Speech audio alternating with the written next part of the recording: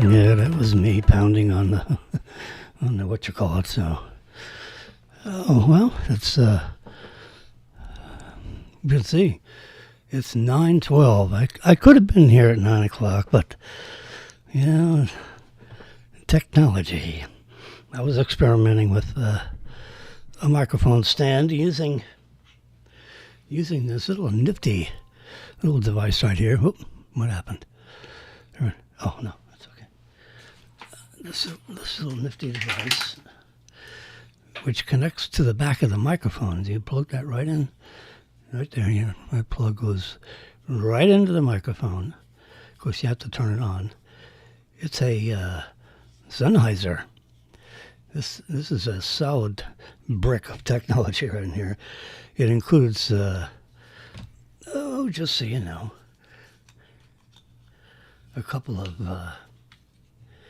These are your AA, but I use the lithium version. They're already lithiums.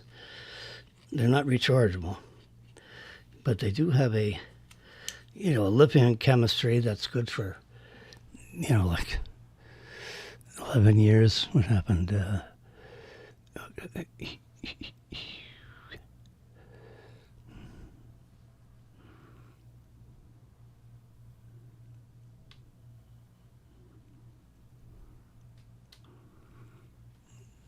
Somebody, I think YouTube is a little flaky here, so you have to go to Facebook. Anyway, so you see the Energizer batteries. Whoops. Yeah, there we go. There we are, double A's. Yeah, we have a positive and a negative. There you go. See that right there.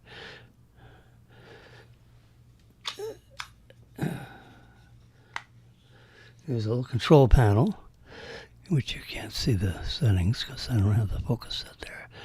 Whoop. You hold the little red button on. You can set the channel up and down. It's all set. So, and it's set the channel. I don't know what it is. I forget what it is. But that has to be the same channel set on this. See, this has a little antenna, boing, which you can't really see because it's, there you go. It has a little, very flexible antenna because another pair of batteries. But the nice thing, the one thing if you have with rechargeables, and the size of it is set for a rechargeable. Now, rechargeables are marvelous as long as they're charged. But if you get out on the field and you're doing interviews and you forgot to recharge and didn't realize it, and you're interviewing a coach, a head coach of a football team, or whoever you're interviewing or talking to, or talking to myself, where I am using this microphone as a handheld rather than something that's on the boom. The boom microphone, yeah. We'll just put it right in there. Yeah, I'm just adjusting that. So that's what I was doing. I was getting this all ready, and it was working perfectly. And I figured, I got it. Let's just go back to the boom. It took me 10 minutes to get it undone and this microphone put back on the boom. Yeah, that's a little setting there, and now this microphone is properly installed on, just like that. We can have it down. There we go.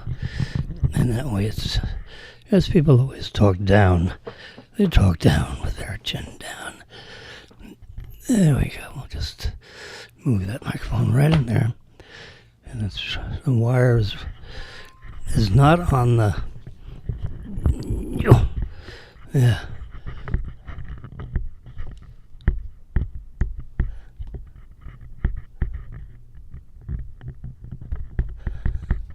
There we go. So now it's pretty much, yeah, right there. Yeah, got the little blue light on there reminding me that there's a microphone on this puppy. Turn that up just a little bit. Turn that up a little bit. There we go. Now we have the microphone all set up. Sorry for the delay. Now we're ready to get down to business. So what's going on? Well, let's be happy. So, I don't want to. There we go. I don't want to edit this picture. That's nice, huh? This is my fantastical display that I get on my iPhone. I do a little print screen and throw it up on my display here, and it's a nice way to start, the program off with my Epidemic Sound instrumental music with no copyright and no permissions required to listen or use it. So I'm using it. Oops, it's a little background music, where'd it go? Oh, there it is. That was, where's Epidemic? There it is. Yeah, it must have gotten nudged by my knuckle. Yeah, it should be right in the detent position. I can turn it up or down, depending on where it is here. Yeah. There we go. That's where it should be. So now we have Epidemic Sound where it needs to be.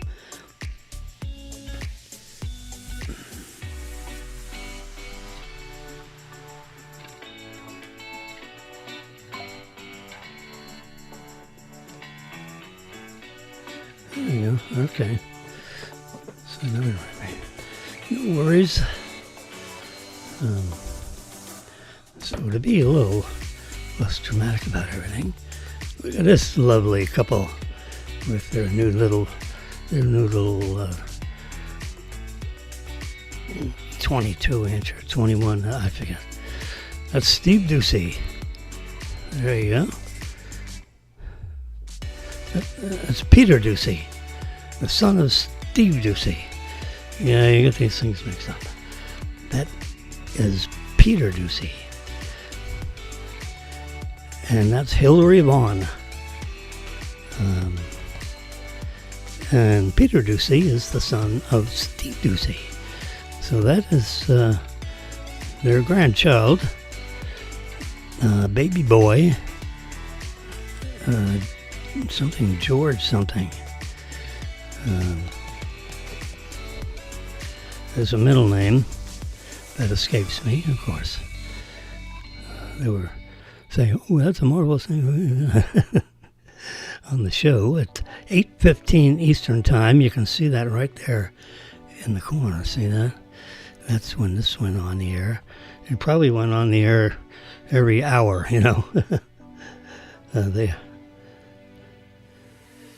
Of course, Peter Ducey is in the press room interviewing the president. Okay? And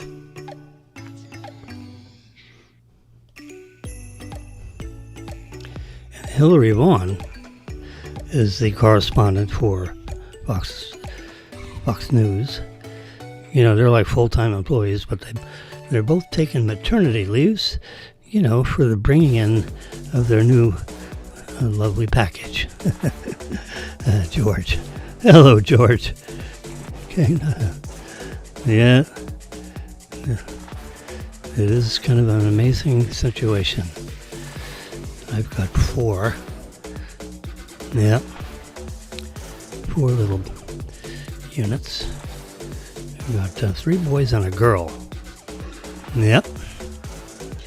Welcome Peter Ducey and Hillary Vaughn as they welcome their baby boy. They're home on their maternity leave.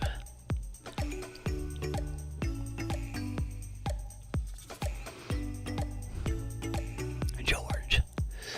So that's a nice little thing to. I guess that was a couple of days ago because they're home. That is their home. I don't know if they're in a hospital or what. I don't know anything about the birthing business.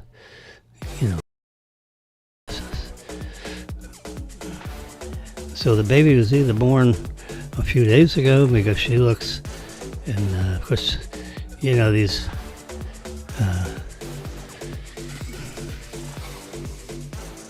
There you go. There's a little expanded view of the lovely couple.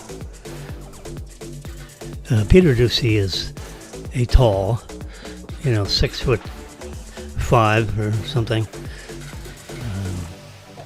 So he stands up above a lot of the crowd, particularly when they're running after the president.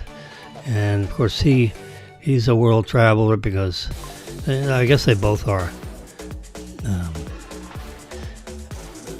When the president goes somewhere, of course, she's going to be less so. She's going to have more of a schedule. And, Peter will be presumably on the Air Force One while they travel all over the place with some semblance of a press crew.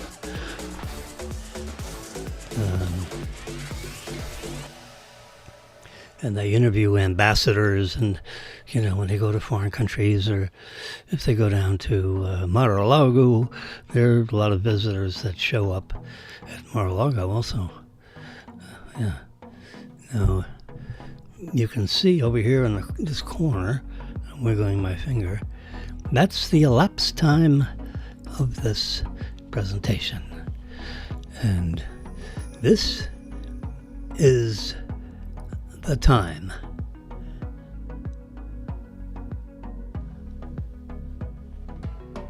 That's the time of the day. 9:24 and 35 seconds. 37, 38, 39, 40, 41. Yeah, you get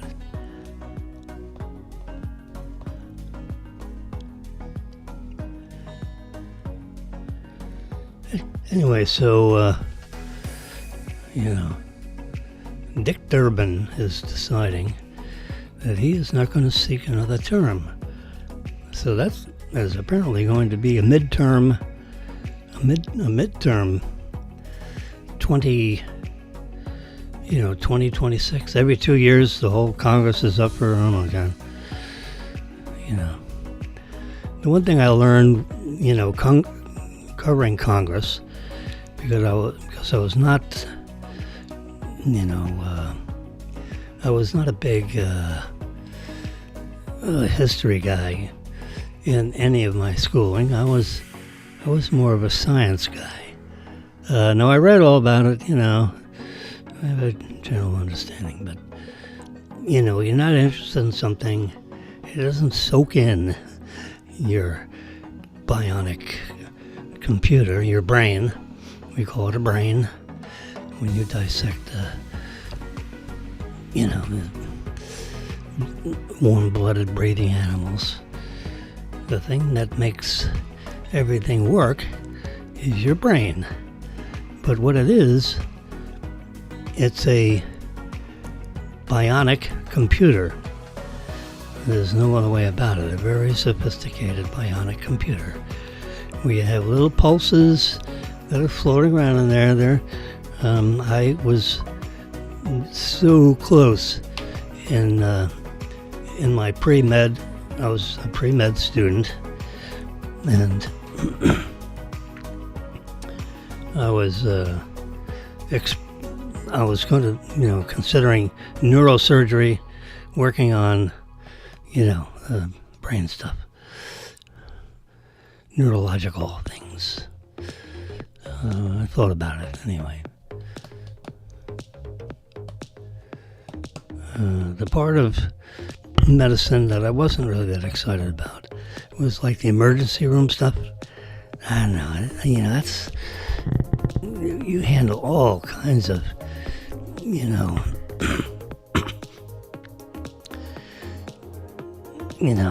people fall off ladders and break things and get stabbed by, what do you call it, screwdrivers, and,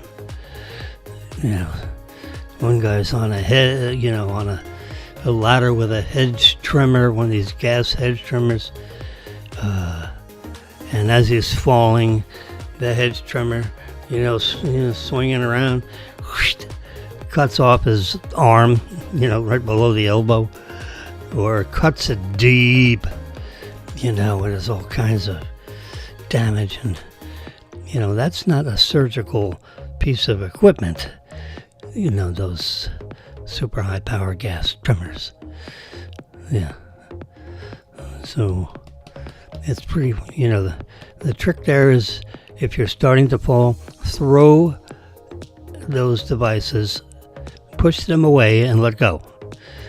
Push them away. Let them crash to the ground separately from you, because you might lose something during your fall, and including your life. I read about a case, I think it was a Florida case, where a lady was up there doing, this is a housewife, doing her duties with, she had, an electrical saw, and during the falling, when they found her, the device cut off her head. Can you believe it? Whatever the device was, her head was severed. Head was over here, and the rest of the body was over there. When some neighbor wanted to go over there and see what's going on, because there was a ladder erected at their house, and no one seemed to be on the ladder doing anything all day. That's because said lady was in the grass, and the sprinklers were on, and the head was over here, and the body was over there. I mean, oof. Would you like to come home and see that? And it's your wife, the mother of your children, whatever. Oh my God, that is a pretty terrible thought. Yep. This microphone picks up everything. There is nothing to the imagination. It is now 9:30, just in case you were interested. Yeah, my computer tells me the time of day every 15 minutes. Prince William is going to represent the royals at the Pope's funeral, largely because King Charles isn't allowed to go there. I don't think he's not allowed to go there because of anything that the pontiff prescribed. I think it's because King Charles is probably, not feeling up to par with his. He may be doing some chemotherapy. I think he is. I think he has some kind of cancer. They haven't really gone into details. Let's just say prostate cancer, because, men seem to want to get that. Prostate cancer, colon cancer, things that affect people that are in, later stages of their life. Colon cancer and prostate cancer is one of those things. You can just see I brightened up he doesn't look very happy right there. Well, when you go to funerals, you're not supposed to look happy. So they took it on, in the library, let's call it that way, in the library of all the photography that's out there, with all the king and the king's, all the king's men, all the king's photo, and the children of the king,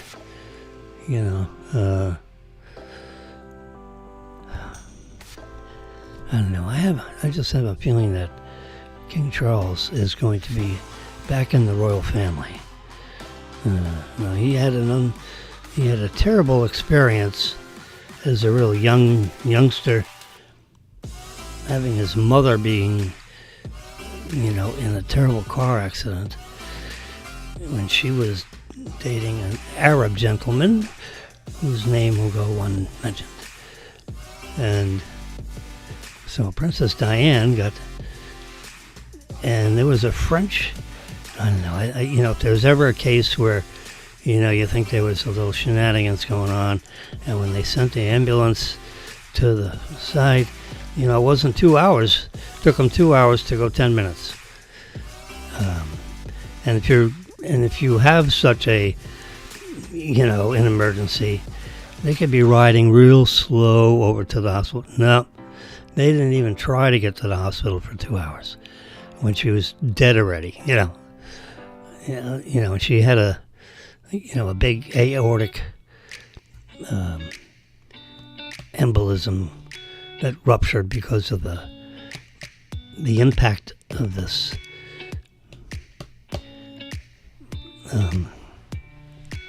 when her limousine was struck by another car or something, and apparently the limo driver had a couple of cocktails. It was 10 or 11 o'clock. And I remember, Marilyn and I were at the dinner up in Palm Beach, fine restaurants in Palm Beach, and one of the finest, actually. It was a celebratory dinner for some reason. And of course, Palm Beach TV channel was out there on the sidewalks right in front of the restaurant, interviewing people as they exited the restaurant. And I have a feeling I went over there and had a few words with the newscaster.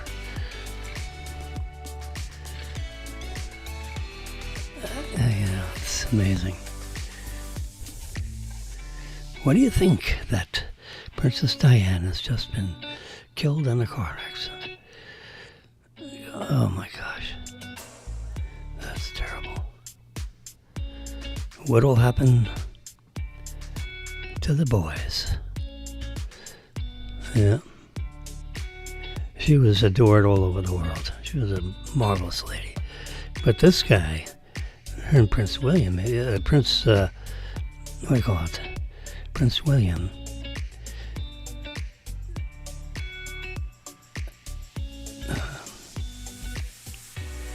he's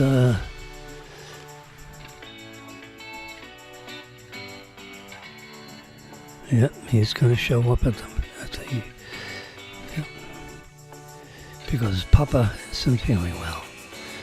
Well, that makes sense. We're going to do a little, if you don't mind, let's just do a little. I'm going to open up Photoshop. Everything seems to be working, so let's go ahead and open up Photoshop. And we're going to say Photo Editor, Retouch. And I'm going to pick this one with the UFO.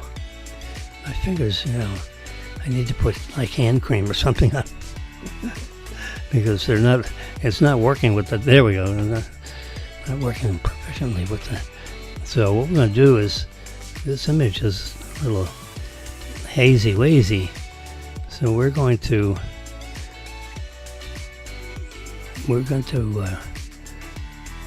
make some adjustments to get rid of all that film. I thought I was doing that. I'm going here and sharpen a little bit.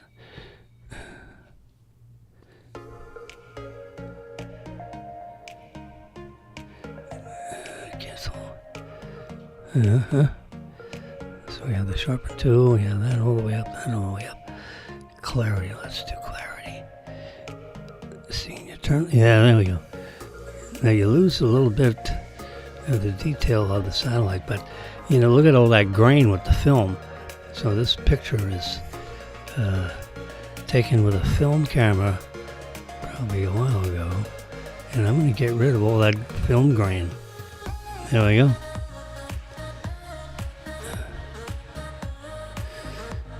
Yeah.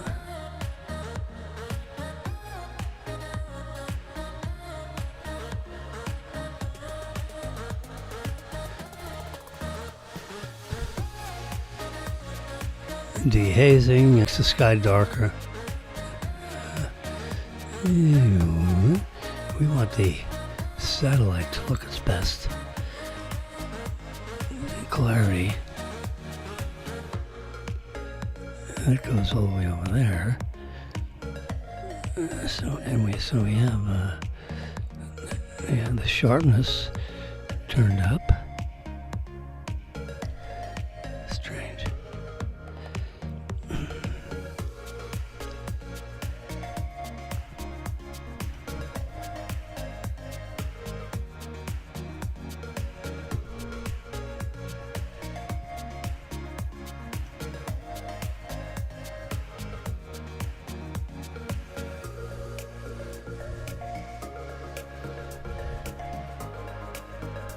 I don't like it.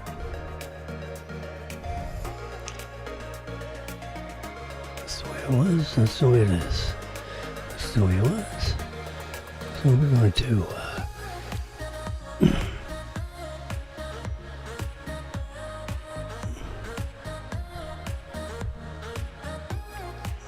don't save. I don't like the way that turned out. Let's try it again. I think I touched something that loused it up. Alright, we're gonna go back to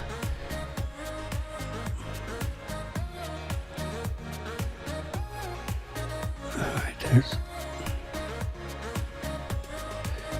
we're going to luminance first. Get rid of the grain. It's not doing it.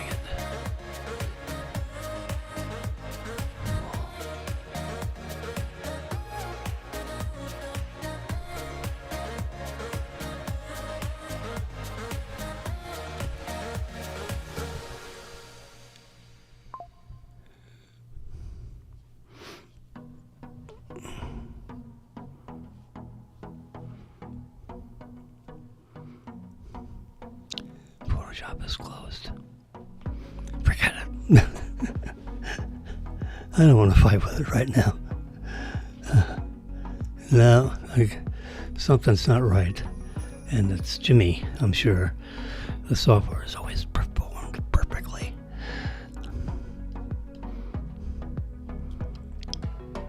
Oh, Prince William. Yeah.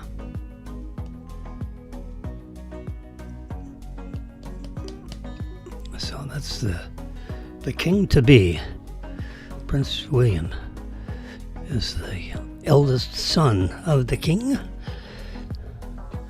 Prince Harry is the gregarious one with the Hollywood wife that has decided to leave the monarchy. Prince William, he's tucked in. Well, he's the king to be, and his father has cancer on chemotherapy and can't go to the funeral because he's fragile or because he's still on chemo or all of the above.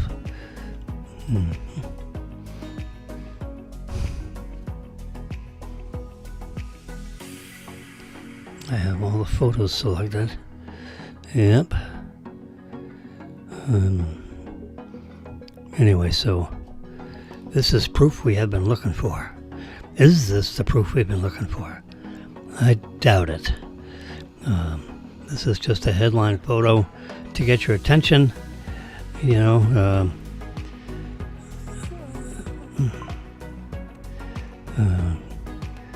from Vice Brazel of the Aliens publication, whatever that is. We're going to research that today, and I'll report back tomorrow what's going on there, because I'm always interested, you know. There's all kinds of sightings of strange, things flying around in our atmosphere, moving around in our water. Excuse me while I have a sip of continue without. I just had a Facebook streaming error. Well, we'll see who's left. It's my internet connection. I'm sorry. Is I don't know, Xfinity. plus I have CyberGhost. I don't think that's affecting anything. I tested out CyberGhost. It's a VPN, virtual private network. So that way people can't, access our unique, electronic. It's essentially like an electronic serial number of our devices, where people come in and hack you. Well, the virtual private network makes it more difficult to hack because they can't tell, number one, where you are, and they can't tell exactly what your electronic serial number is of your modem, which is what connects you to the internet, because you're going through the VPN. And they call it a virtual private network because you really don't have a private network, because you're opening up to the public. Oops, sorry. I'm adjusting the stupid microphone. There we go. Stupid as stupid does. I'm leaning my head on my hands. I'm right here in front of the microphone. Here I am. Just so you know. You can see this moving over here, and you can see the elapsed time meter is counting up. 32 minutes and coming on to 33 minutes right now. There you go. And 9:43. I came at 9:41. I came on at 9:11. So do the math. You can take the current time and erase the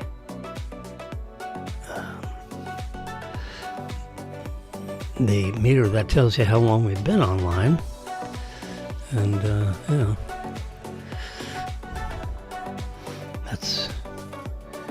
that's the music. Of course, you have these handles. I can move this up, so it's like a quarter screen kind of a thing. I can move it over, I think. Update. China sends mixed. I just got a little headline news update over here. And it said China is sending mixed signals on the trade situation. Yeah, well, I'm sure part of the mix is, we love you, America. Please buy our products, and don't put 143%. 140, but he should have just said 400%. So this little trinket you're selling for a nickel is now going to cost you, 4 times that, and that money going to go into the it's going to go into the till of the United States Treasury Department. And the world has been ripping us off for forever. Now we have certain, let's forget the 125% business, or 143, or whatever the hell it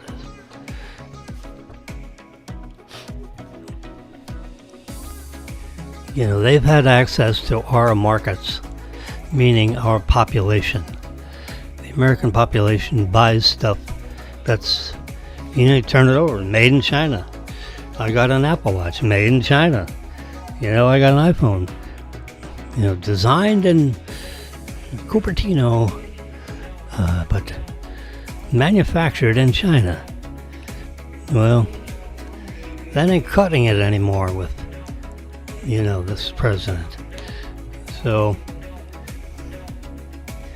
I don't think it's very smart for executives in the United States of huge companies like Apple, that doesn't have the manufacturing facilities here in the United States to produce these things.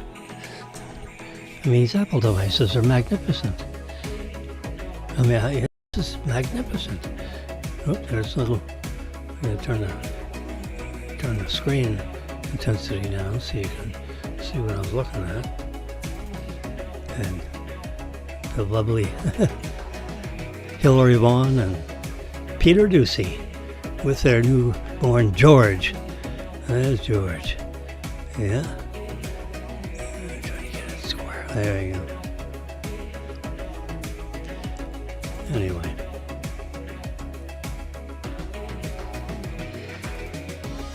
I need to turn the screen back up so I can see what's going on with my my personal communicator. I mean, these iPhones, with the, you see the 3 cameras on there. Yeah, that's the classic. You always tell when someone's walking around with a new model of the iPhone. They may not have the same back of it because it had 2 cameras. It had wooden cameras in the early days.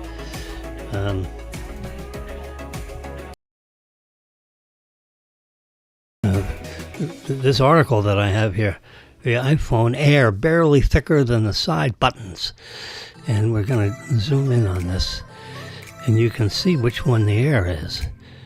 Number 1, it has a characteristic change in the menu of cameras that it has. It's just got one of them, and it's probably a 20 megapixel, the same kind of an imager that's on the front facing for selfies. That's the rear facing camera, and it's probably on a medium to medium wide angle lens, with a certain amount of digital zoom. Let's see the side button. Look how this is.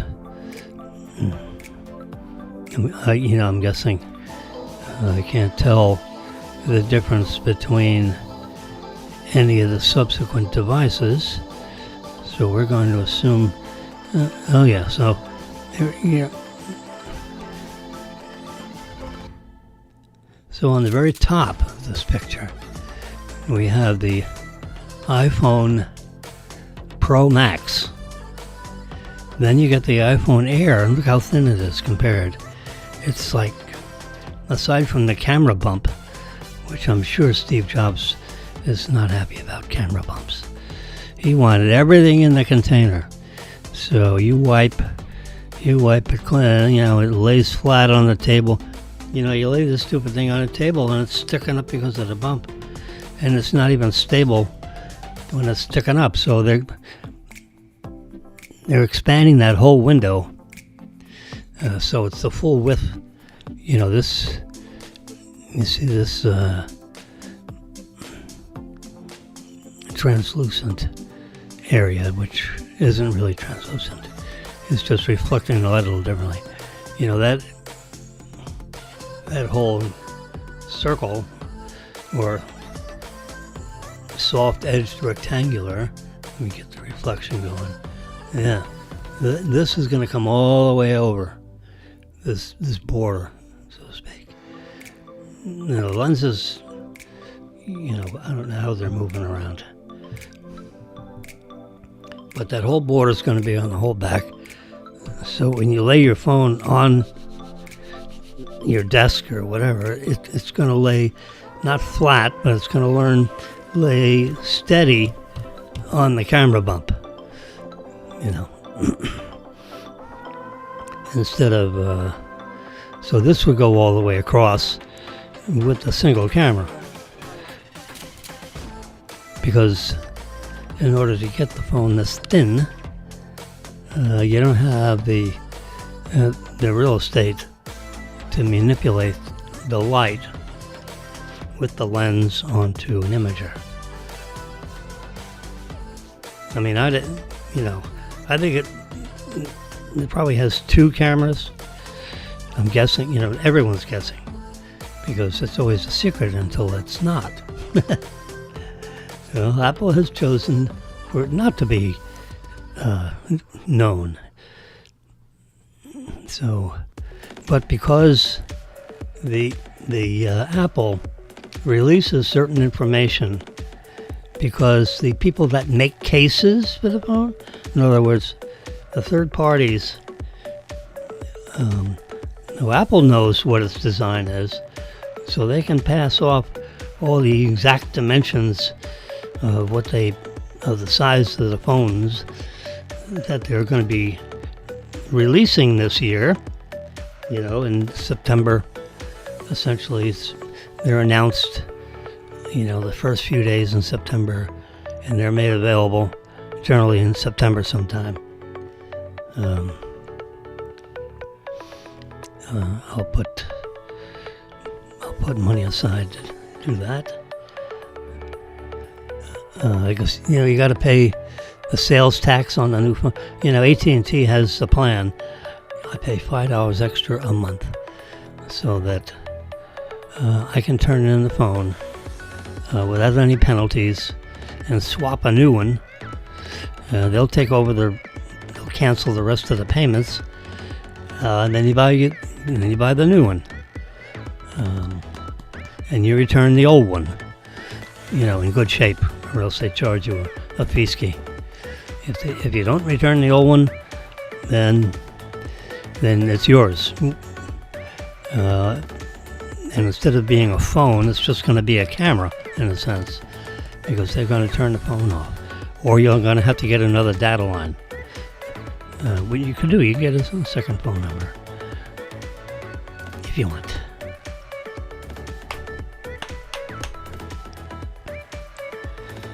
Anyway, so this is a leaked photo of the outside. It doesn't have any guts in it.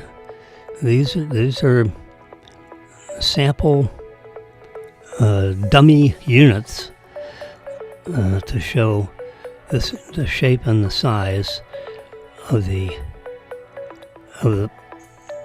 iPhone models, 17, iPhone 17 Pro and Pro Max. You see the Pro is slightly smaller. The very bottom one is, the 17 SE maybe, or just the model 17, not Pro. And then you see the Pro, and is that a little tiny, is that like 1.5 millimeters, maybe thicker, between the bottom one and the second to the bottom? It looks to me like that one. I'm looking here. Does the one, I'm kind of, messing with the reverse pinch here. It seems like the bottom one is slightly thinner.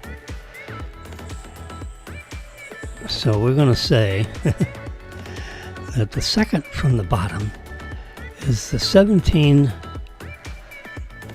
Pro. And the one on the very top is the Pro Max. Because those two, in other words, from what I'm showing here, the first and the third one, top to bottom, in that direction, all the bottom edges are kind of lined up. And then when you go to this, the end, you can see the one on the very top has the biggest display. And then you have the Model 17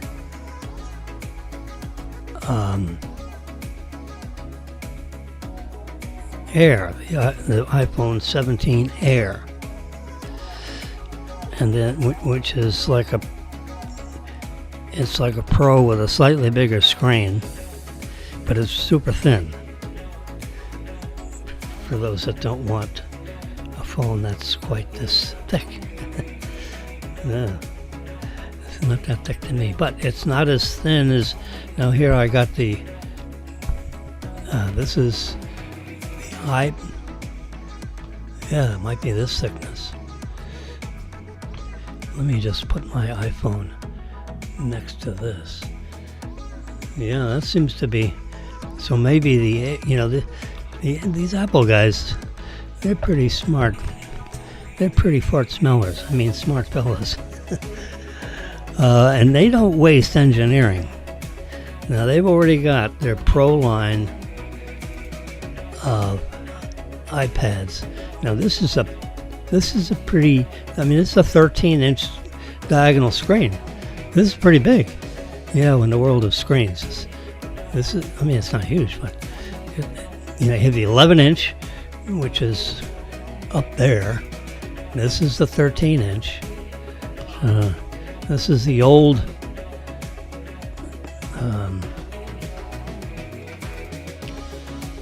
11.7. I'd have to measure it.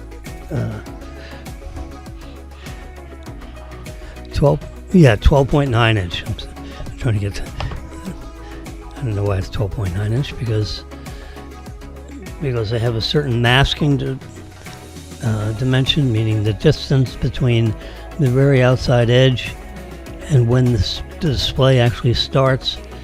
That's a masking. And so they're trying to thin that masking down.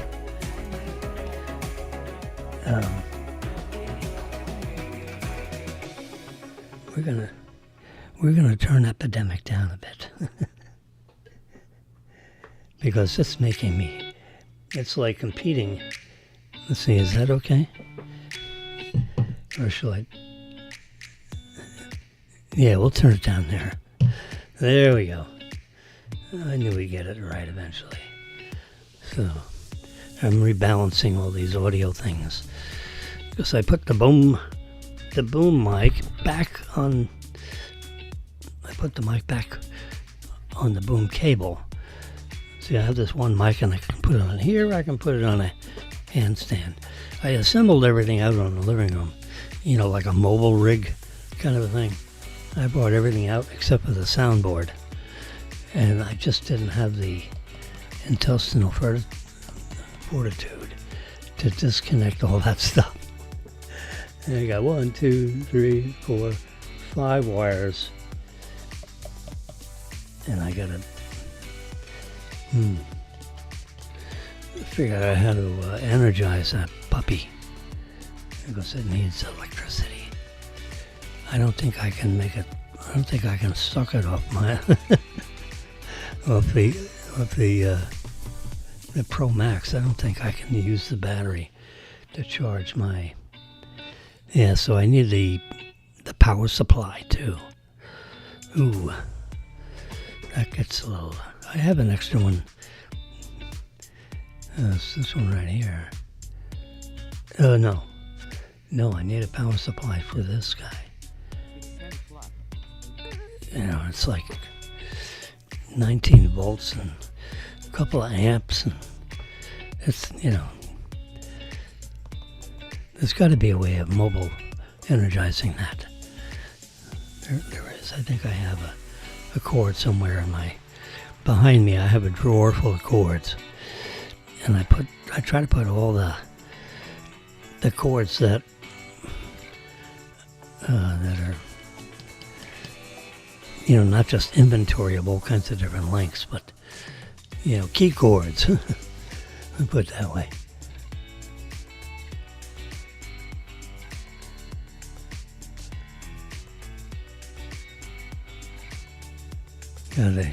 They have a lovely couple up here in this corner being interviewed on delay broadcast, and they got robbed at gunpoint right in front of their front door of their house. I mean, what the heck?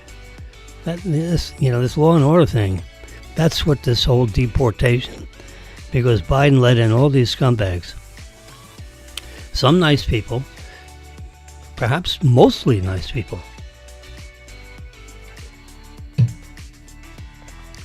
But also a lot of, it doesn't take, but one in 20. So you get 19 marvelous, some South Americans or whatever country. And then you have, 19 good ones, let's say, and one bad one, The bad ones that are they're running around, because, the bad people, they get guns and knives. So don't tell me, that New York City, has, they have the strongest, Illinois, they have the strongest gun laws in the whole United States of America. But the bad guys, they don't care about laws. Who are you kidding? The people that follow the laws are the good people. but you're getting robbed and beaten up by the bad people. And that's what, so if you let in 10 million good people, you got 500,000 really bad people floating around the United States. And Trump is trying to round them up. Now, the local police in every major city, and, you have, the top, let's say the top 300, that number means something to people that are in the business of tracking, SMSAs, Standard Metropolitan Statistical Areas. That's a SMSA. In other words, what is the SMSA population? In the Jacksonville or the Boca Raton SMSA. The South, which is considered Southeast Florida, real, you've got, Miami. You got Dade County, SMSA. You have the city of Miami, Standard Metropolitan Statistical Area, as one of the Standard Metropolitan Statistical Areas. And then you got Fort Lauderdale. You got Hollywood. You have Pompano Beach. Now, there, some of these municipalities are, going back into the major, being adopted by the city, the major city that is, has an umbrella over that area. But I'm making up a story now. But Pompano Beach, there used to be a city of Pompano Beach, city of Pompano. I used to live in Pompano. Now, Pompano doesn't go away off the map, but Pompano may decide to give up, because they created a jurisdiction. It's kind of like a limited partnership, if you will.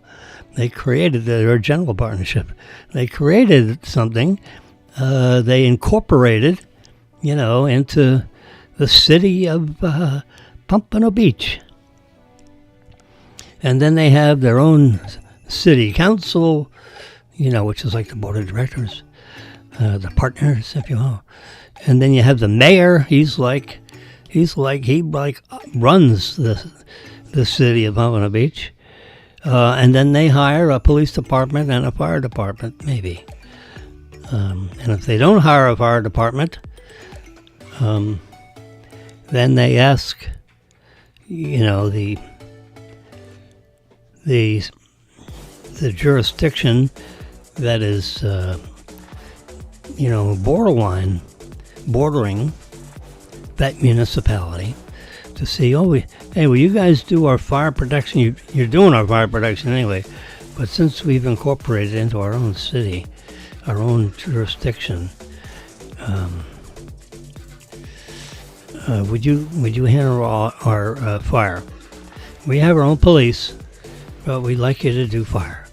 They'll either do.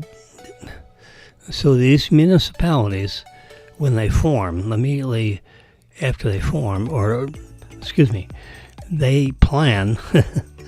This is all figured out in advance. They're not just saying, do I need police? No, they have this figured out before they incorporate, if you will. It's like a corporation. Like Jimmy and Johnny want to get together and go buy some real estate property and maybe build something on it. So you have your yellow pad and you sit down with your lawyer. If you want, I would suggest you do that with a lawyer. And then you describe what you're going to do. You tell the lawyer what you're going to be, why you want to meet with him. And he decides if he's going to bring an associate attorney so that he'll do most of the work. Because the guy we know is like the leading partner, and, you want to pay him $1,000 an hour? Because, we're going to do all this work for you. which means, file with the minute. Oh, geez, I just unplugged. Well, I'm sitting here yakking. I unplugged one of my devices. Come on, don't do that. I have to restart it. There we go. Wasn't that fun? Sorry. Anyway, there we are. See, we've actually, I wouldn't want to say tricked, but the Ecamm Live system, assuming you got enough ports on your computer, which I have caused this device to have more ports than it comes with, than what it was born with. See right here, you have a port for the power, which used to be, a USB port. So they decided we're going to go back to this magnetic. It's really difficult to get it off. As you can see, that's and then it glows green. Oops. If it's charged up past like 80%, it turns like orange if it's actually charging. So here's an extra one.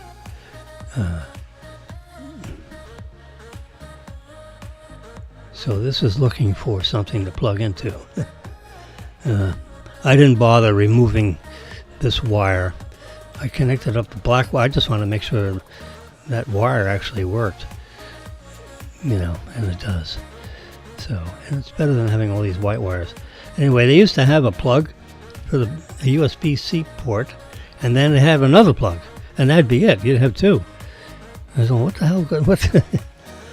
So they got enough complaints on that stupid design.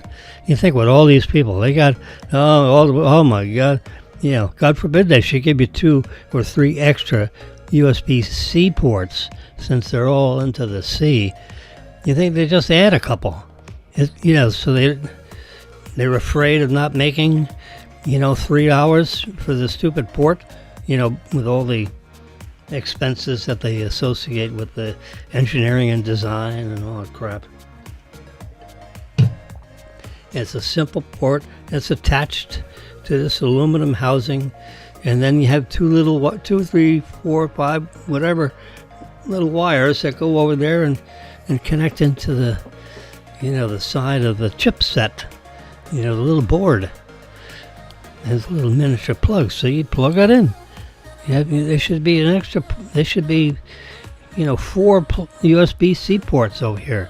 2 on this side maybe, and 2 on the other side. Or have them all lined up on one side.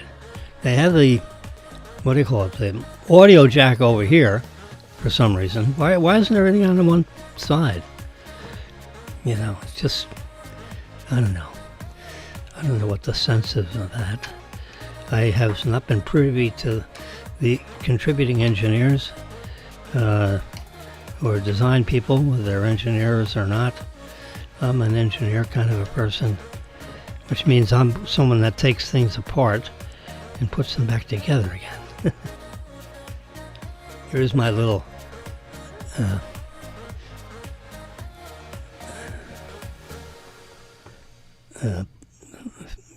thing that has a point that's supposed to be able to work on the screen, which it doesn't, so I'll just put it over there. Let's see, this is Bill's address. I don't need that anymore because I think I put it into his address book. And he moved from one place to another, his personal residence, and I didn't make note of it properly. And we were talking about, we're thinking of, we're living in a rental apartment, and the real estate values are really good right now. People are selling, the number of people buying and selling, and then the prices go up and down. So, one of my relatives, I forget which, is Charlie Kirk, the founder and CEO of Turning Point USA. Let me just circle over there. Turning Point publishes this nifty little thing called the United States Constitution and all its amendments. It's embodied in this neat little booklet, which you can put in your pocket. So I carry around this little thing in my pocket. Oh, jeez. So that it's like a brush here. I'm trying to figure out where to put it. All right, I'll just put it over there. I don't brush very much with it. It's a little hairbrush. See that? Nice little thing. It's good to clean off like the keyboard without the pressing keys, generally. Where were we? We were with the iPhone 17 Air. Touch it. Oh, I don't want to touch it. I want to... And the shift key is on, yeah. That's right, I did. Come on. All right, so... ooh, there it is. I don't want to select you. I just want to see the picture. Photos. There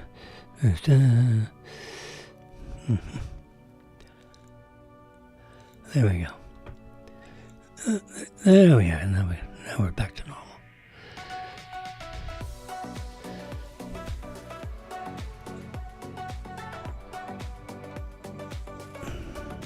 Anyway, so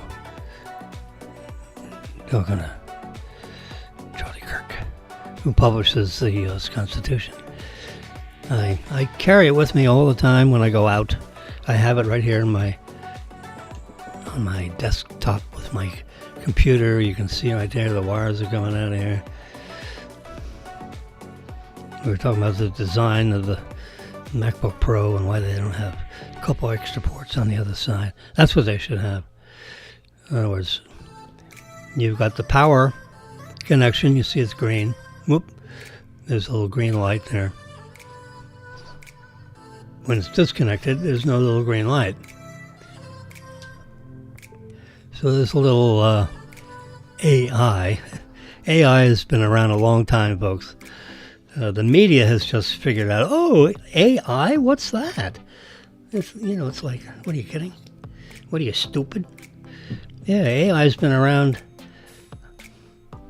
It's called computer programming. But they take the program and they put it on an EEPROM chip, which is, like the head of a pin now. You have the pin, and then you have the head of the pin on the other end. They're kind of little pins that, people that, if you buy a suit or a tuxedo or something, and the seamstress walks around, and they pin this and pin that, and they mark it with, soap, a little soap wedge that marks something on the suit but doesn't damage it because it washes out.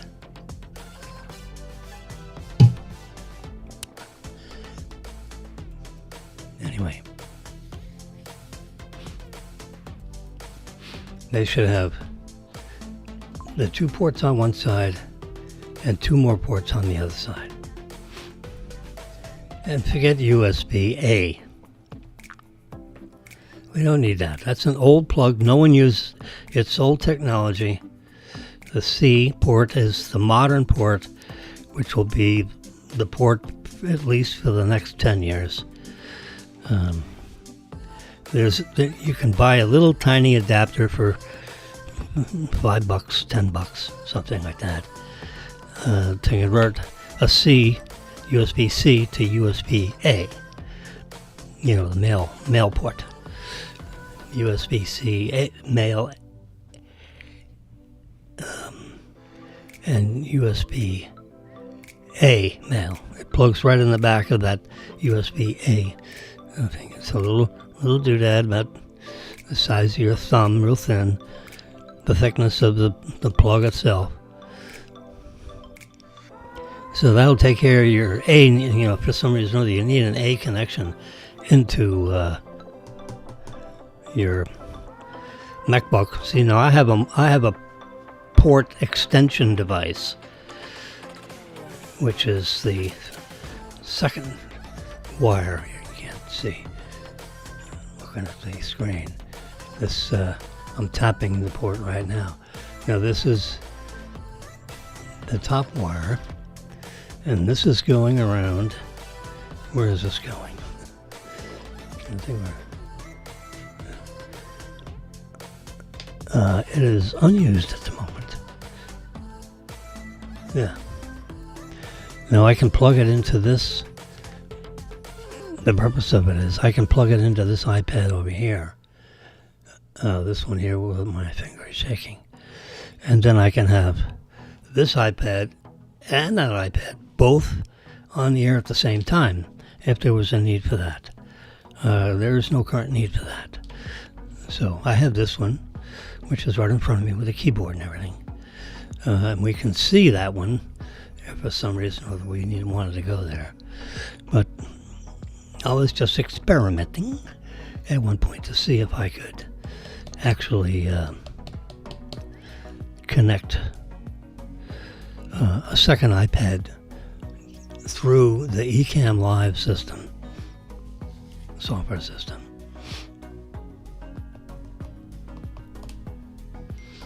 And the answer is yes, I can. And you can switch between the two and, you know, all that. Because you have a switcher up here. I mean, I can make this right here full screen. There we go. I can make me full screen. There you go. You see the side of my head and, yeah. I generally add this to it. And then I swap cameras. And then you can do this, it'll do that, where we can put me up in the left corner. You see me up in the right corner, right there. I'm on the right side in the corner. So that way I can be full screen with my iPad. I'm trying to see if I can increase the size of that. Well, you can. Let's see if we can make that just a little bit bigger. Yeah, look at that. We have a multi. Yeah. Put that right up on the very top corner. We're right below the ticker tape. So there you can kind of see me over on the side. That's not too bad, right? I wonder if you can make it square. Can you change the aspect ratio? Yeah, see, that's a design element that they may do one day, is give you the aspect ratio of the camera, this high definition camera up here, and change it to square. So it fits over here in the corner a little better. It's not taking a notch out of this thing. Whoops. And if I want to, you know, move that, I can move it over, you know, manually. Or I can take it off. Let's see, how would I do that?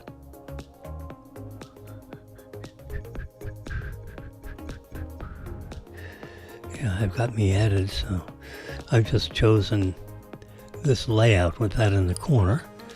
And of course I can go back to here and switch it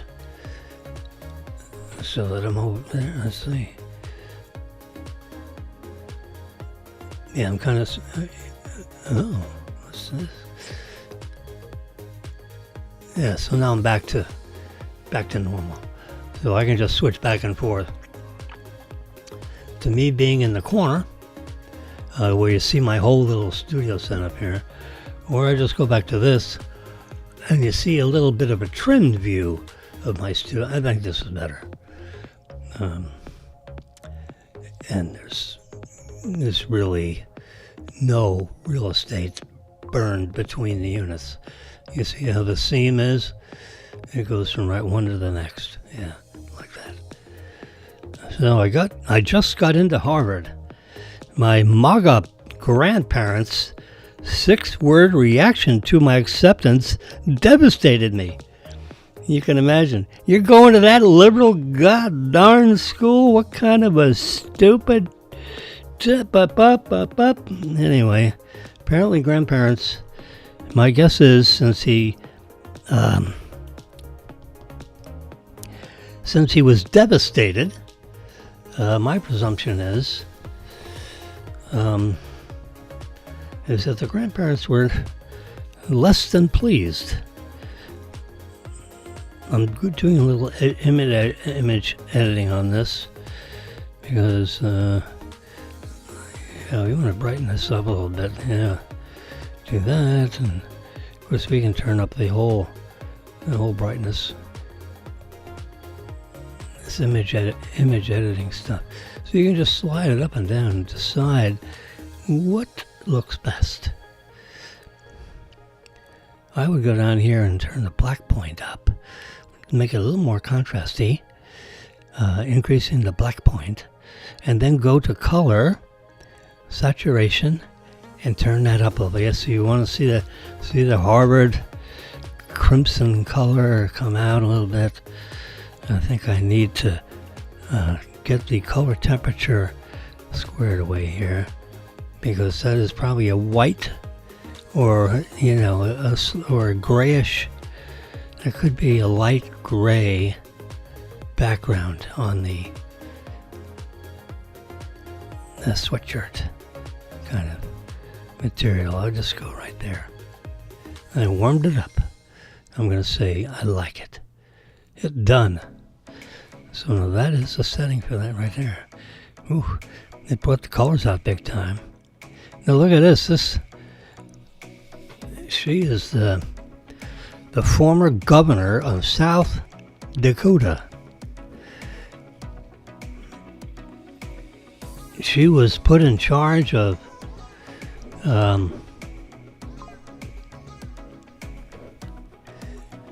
health and I need a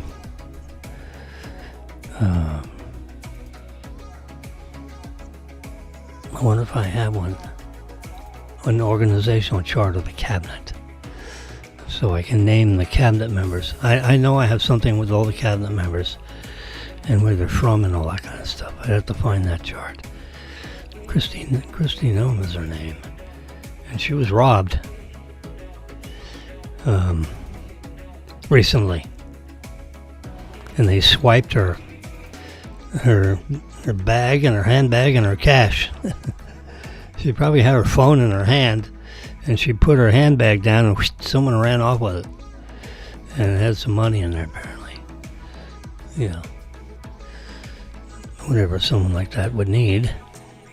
But she's a senior cabinet secretary of something, and DHS maybe. It's not Health and Human Services, because I think that's RFK Jr. But immigration and stuff goes through her. So she's the ICE.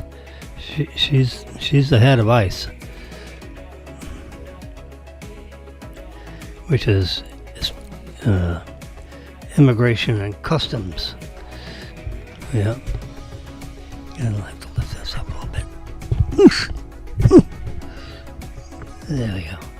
I don't want the cord here to interface with, I guess I could, does that help? It actually doesn't help. We'll just go that way. Sorry for the noise. There we go. I don't want this boom thing. Now this cable, if it touches the screen, that's good. But I don't want it jamming down on the keyboard, because these little keys, they had little pokers jamming on those keys, a million times to make sure the key design was good, and then it just duplicated it all over here. And they got the big keys and the medium-sized keys and the regular keys, the half-size keys up on here, so I can turn up the brightness. Look at that. Is automatic brightness leveling in Ecamm Live. So even though I'm changing the brightness level of the source material, Christy Gnome's face is not going up and down. Well, that's a good thing, you know. So I can turn up the brightness on my iPad here. I mean, you know, as it comes through this camera, you can see it's gone down to where you can't even see it. So I'll just do it here because this black wire, which I had running around back here, is taking the signal out of this iPad. I could connect this white wire to it and disconnect the black wire with the same result. It would take a couple of seconds for the computer to swallow that change. Because that is not a prescribed change. I'll do that after, when we're done. It's 10:30. We'll be out of here by 11, I promise. Because that would make about a 2-hour break. Yeah, 2 hours is enough time to go through stuff. I can't get through all the... good morning, America. This is our sunrise. Look how nice that is, huh? Yeah. The sun is just peeking up out of from behind this cloud system over here above the condo. You know, the days are getting longer, so the sun is actually moving a little more north when it rises above the ocean, because you can see the Atlantic Ocean there. That is the Atlantic Ocean. That's not a big puddle. That's the pond, as the Brits call it, the pond. Yeah. It looks like it needs a little attention, doesn't it? A little extra bite to it.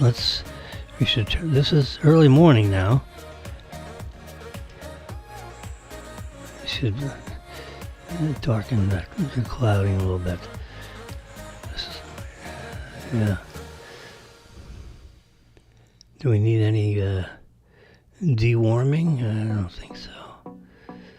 Move that up and down and look at it. Best thing to do when you're adjusting the color temperature, which I'm doing. See, that's too much that direction, and that's too blue. You see the condo building there is supposed to be white. So, you know, white, gray, whatever. Because it's early morning and the sun is not up, but it's certainly not blue. And it's certainly not that, whatever that is. So, you know, there's a middle point to this. Now, this is zero change in warmth, whereas right there.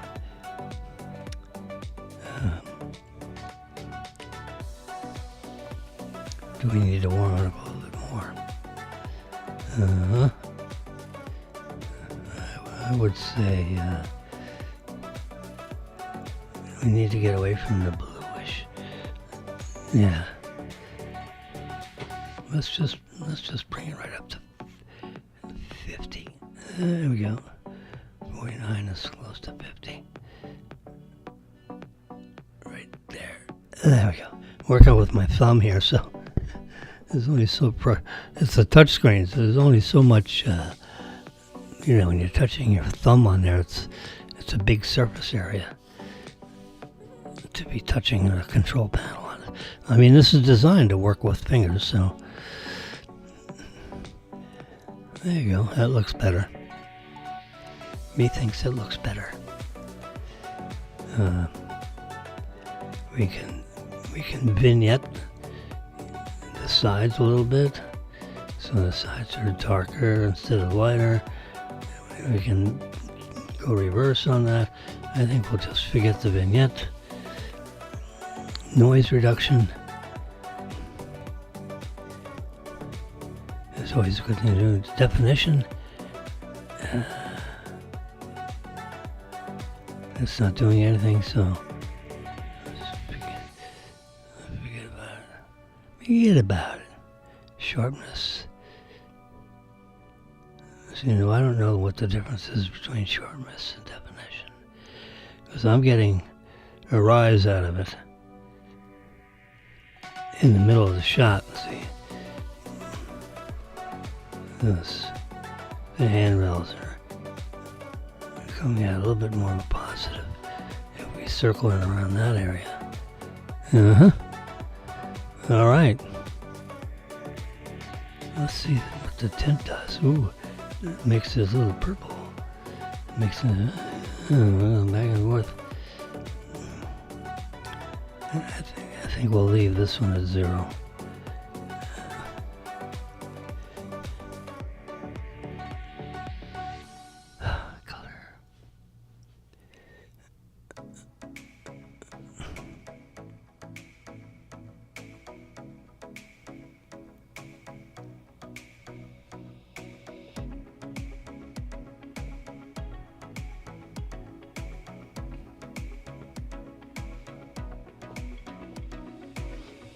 All right, we're gonna leave it there.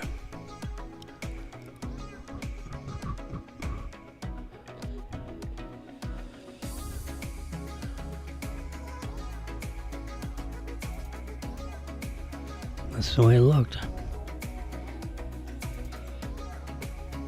You have to look at the picture and see what did it look like when you snapped it in your mind's eye. Now the picture supposedly captures the image, which it did, but you can see the intensity of the sun. There's like a sunburst around the whole crowning this building. There's a brightness there. That's on the other side of the building. But we're on the dark side of them. We're on the back side of that building, so I think that's a good depiction of what that picture looked like. And you can see the shadows of the clouds because the sun hasn't come through all the way.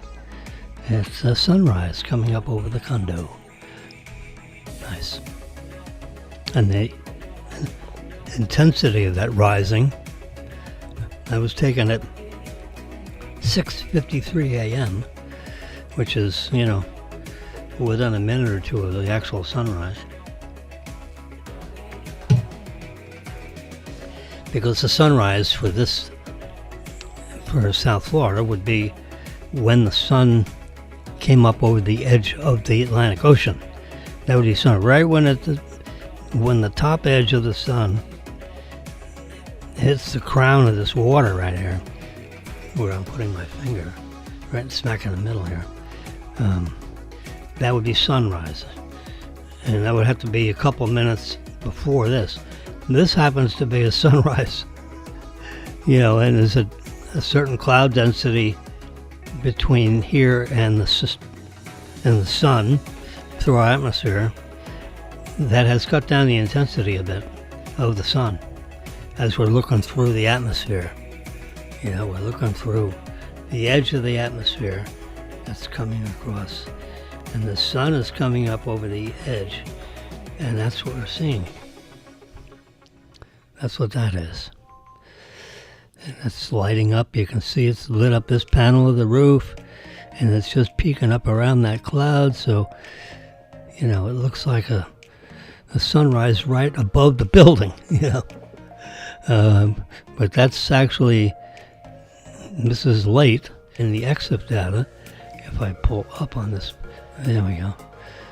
This was taken at 6:53 a.m., right? Is that what, see that?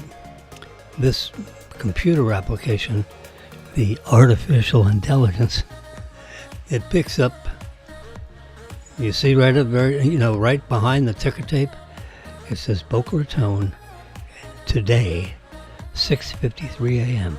That's when I snap the shutter. How do I know? I go right to the EXIF data. In this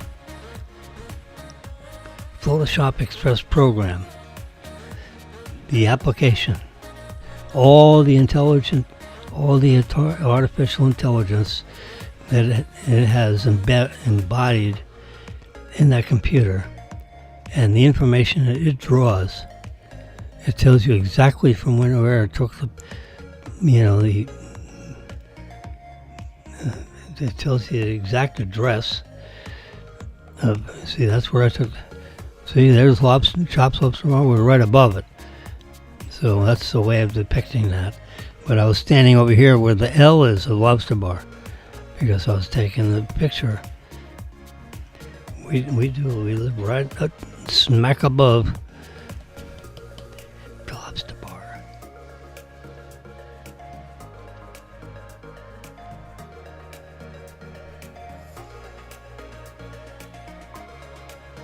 And Louis Bassi closed, temporarily because they had a fire in there. It's the ground floor, the eastern part of the ground floor of Hyatt Place. The restaurant goes right underneath the entire hotel. And, it has a common, in this courtyard here, you can either head, if your car is where the TT is, at Hyatt, you walk straight north up and you're right into Louis Bassi restaurant, or you walk straight according right across, you'd head west and go in that, this sliding glass door is right where the H is right now on this picture. Yeah. So you either go straight north, and that's the doorway of Louis Bassi, which is closed off right now because they had a fire in there in the kitchen, and smoke damage and all. We should walk by there and take a look. As we're going into Mia Rosebud, right in this building, in the Royal Palm Road. That's pretty neat, right? So we live, it's nice when you live in a building in downtown Boca Raton where this is the little city of Boca Raton.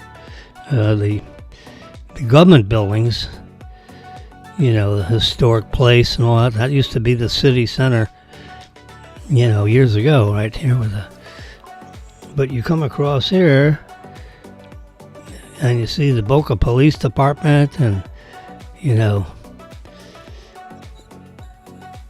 the Boca Raton Building Department is over there. This is the whole city center, everything that's in the view of the screen right now. That would be the city center of Boca Raton. Yepper. Anyway, we live here. It says, you can see Mia Rosebud right up there. If you expand these maps, you can see Palmetto Park Road. We're we're like 2 streets away from Palmetto Park Road, and 1.5 streets, 2 streets away. This building takes up the whole block.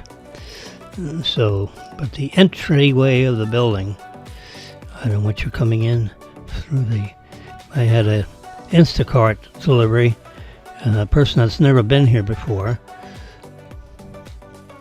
and I got a text message, I can't get in the building. How do I get in the building? She's driving around the back of the building where the gates are down. The only thing that's open is the parking garage. Well, that's not how you get in the building. You run around the front of the building like everyone else does. You got to get by the security desk. They don't let any schlep up in this building, it appears. I tipped the guy at the front door well, so he watches.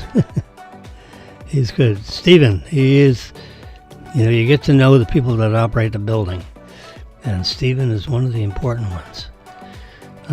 Anne is important. She's the property manager, so she takes care of everything. Anything about the lease, you got any problems, you got any problems with the building, you speak to Anne. And then she'll dispatch the appropriate service departments. And they have several people there that do certain things. One guy does mostly all the air conditioning stuff. And Jose does everything else, like sinks, toilets. You want to install a fan up in the ceiling, you get a hold of Jose. And he'll come in after 5 o'clock, so he's not interfering with his work day. And then I can pay him, to put a ceiling fan up. He'll charge me 20, I'll give him 50. Well, I'll give him double what he asked. I think the last time he did a fan was $20.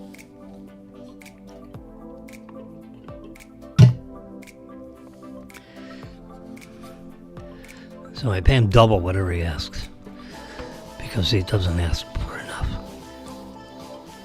I said, come on, you're acting almost like a mechanical guy. You're acting like, I don't want to, at my age, I don't want to screw around with a 30-pound fan, because we have the good Hunter fans.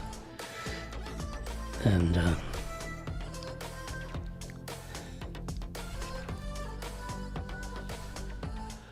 anyway, so we're talking about, we're circling. Oh my God, I jumped over the dividing line of the highway. Oh shit! Whoops! Look at this. Oh my God! Oh God! You don't want to be in the hub lane, and you got someone that jumps over the dividing thing.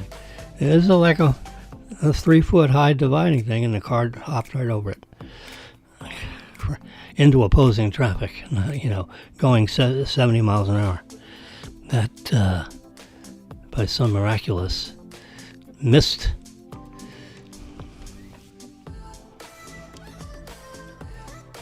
Anyway, so Pam Bionde is, they're real busy. The Attorney General is busy. Attorney General's office, under Biden, they were all on vacation.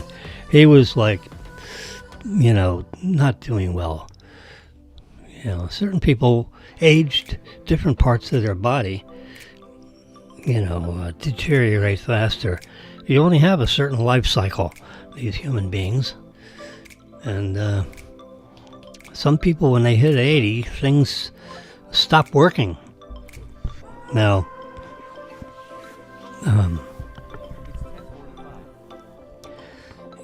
80. Track and field would not be on my things to do list. I just want to do it. I could probably run and jog and get a little more in shape and all that stuff. I should probably be down on the treadmill more often. It seems like every time I go to the treadmill, there's either too many people trying to use it, or one of them doesn't work. It's annoying. So you go to a gym. I could go to a gym and pay $11 a visit. There's a gym connected to the Dorothy something gym, connected to the hospital. They have, I had surgery, bypass surgery in the hospital. I'm a bypass surgery patient, let's put it that way. The actual surgery was done by a surgeon in Delray Medical Center. But I went into the Boca Hospital as a heart patient. I came out as a heart patient. I'm a bypass surgery survivor. Anyway, the doctor prescribed 35 visits to this gymnasium that's part of the Boca Hospital, the Dorothy something hospital. It's like it's a separate building from the hospital, but it's the same distance. It's in the same hospital area, a couple blocks away.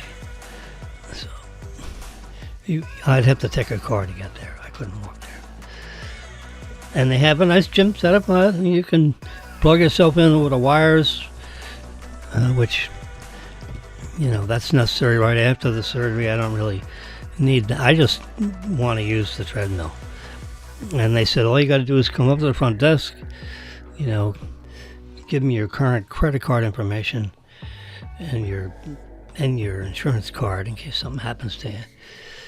And if you're exercising or something or other and you become inambulatory for any reason and you need EMS or you need to get checked into the hospital, they want to have all your medical records at their fingertips. So now, if it's an emergency, I mean, they'll call for an ambulance, and an ambulance will come and get you, and then take you to the hospital. They don't have, facilities in the gym, if you will. The medical professionals that are good at moving you around when you've got a problem. And they do a little triage work to find out what the hell's wrong with you.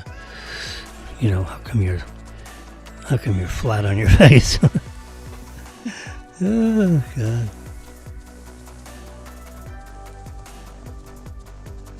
So, we're going to...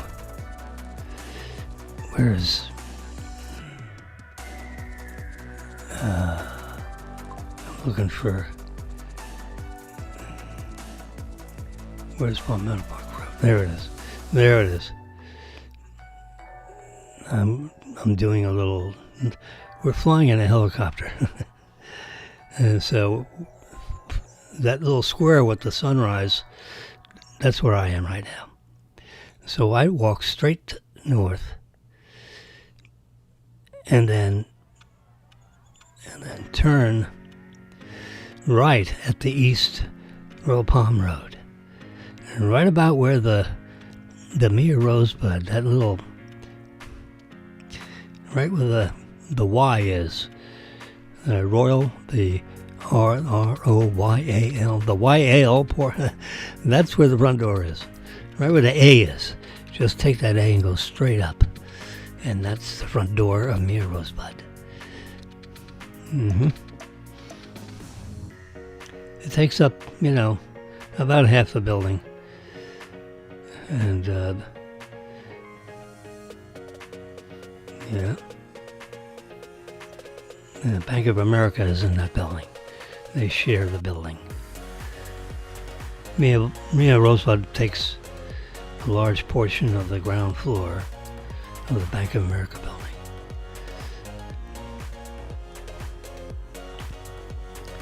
And my favorite building, if you will, is right in the center of your screen. And I'm going to go switch the view to satellite view. I prefer the satellite views.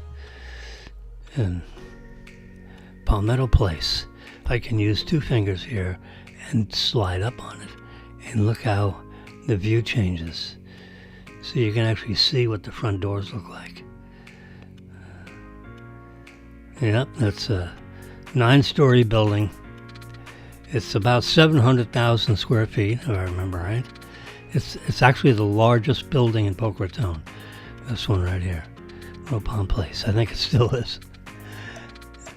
And you can see, I can use the two fingers. So you look straight down at the pool. We're going to be looking to buy a condo in there. I'm going to try to buy a condo in there. My wife and my son are going to buy a condo in there. And there's going to be an agreement between the family and our son, so that when something happens to us, either become mentally,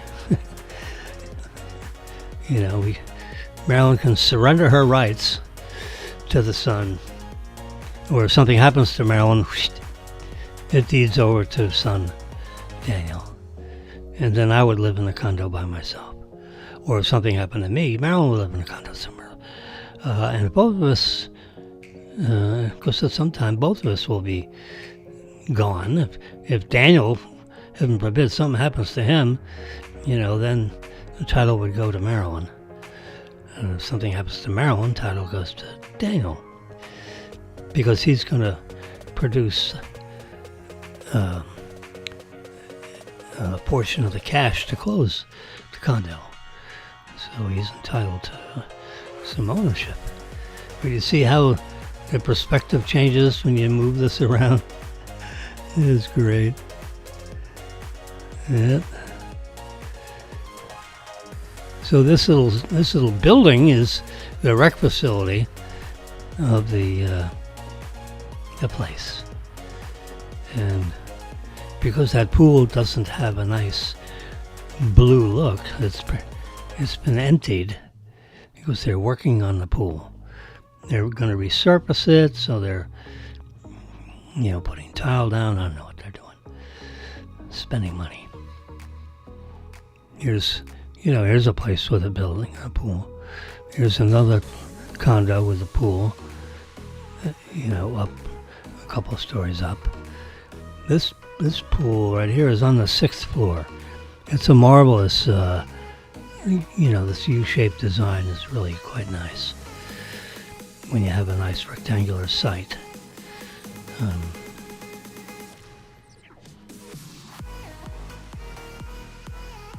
That was I believe, a joint venture with Deutsche Bank.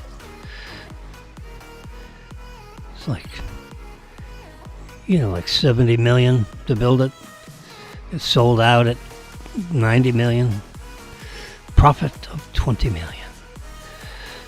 But, that took, sizable amounts of cash. It took 70 million and, 60 million in cash, 10 million in equity up front, cash, 65, I think it was 64 million worth of financing from a bank, Deutsche Bank. And 5 or 6 million to, cash up front. Anyway, so we're flying in our little helicopter. Yeah, and we can turn around and let's go back. And so we can go back, top up, and that'd be nice if we could buy a unit in Palmetto Place. If I had my choice, I'd want to face east and be up on the 6th level or higher, so that I'd be, I could see the common area, the common area in the middle, and look east, so you can kind of see the fireworks when they go off at the Boca Hotel. Yeah.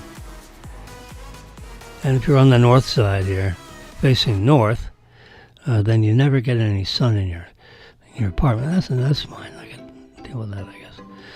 You could be anywhere in there. I'd want to have a unit that's open to the pool area, as opposed to a unit on the other side where you're facing, the cityscape. Or you could take a unit like, let's see, like along this wall. Right in here. That's pretty nice. That way you can do you can do the 2-finger bit and get yourself. Yeah. That's the maximum I can do.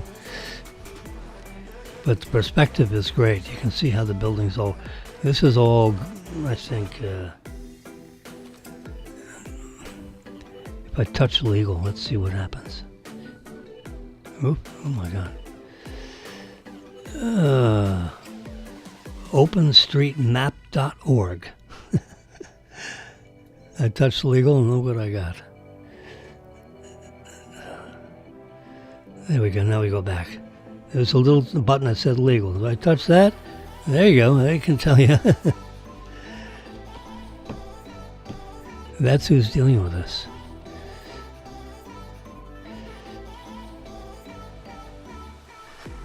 Contains map data. OpenStreetMap contributors. OpenStreetMap.org. I don't want to see the copyright. Jeez, look at all this stuff. So, I'm going to touch photos and get away from legal. Yeah. So now that you got the whole city built up, any of these units along this wall would be fine. Or if you're facing inside to the, I wouldn't see you can skip across, and we could go on these units on this side of the. You miss the first 3 floors because this big fat band right there, if you're looking across, that's the thickness of the extra concrete and so forth that's necessary to support the weight of all the water in that pool. This Bob. There's a whole different support structure around that, which took a little extra engineering. And then you have all the, leaks of the pool. You got to deal with that because it goes down through the garage and makes a mess. But see, in this wall right here, if you're on this, it's a 9-story, and then there are 2-story, like townhouse units. But if you go to like the 6th floor is the pool deck. So you can go either the 7th or the 8th floor. Preferably the 8th floor. You get 2 stories above. The nice thing about being 1 story above the pool deck is if you ever had like a fire or some kind of emergency, in theory, you could jump down into the shrubberies or something. At least, you'd have, I'm 8 stories up here. If I got to go out the windows, that's 8 stories down, But when you have a pool deck that's elevated like that, if you live in the 7 or 8, you're only 2 stories above. EMT can come up there and they can get you. Fire department can get you there. And they'd go into the common area if there was a fire in that building. They wouldn't have to stay outside. There's access points all around. And you can be sure they'd be in there. So anyway, if you were in that level, you go to a corridor where the elevator is, and which is you'd head north to the elevator for this floor, and that connects you right with the northern edge of that pool. And opens us. You can see there's like doors. There's doorways on the 6th floor that take you into the common area on both sides. Yeah, that's where it is. So I forget where the elevators are in relation to those double doors.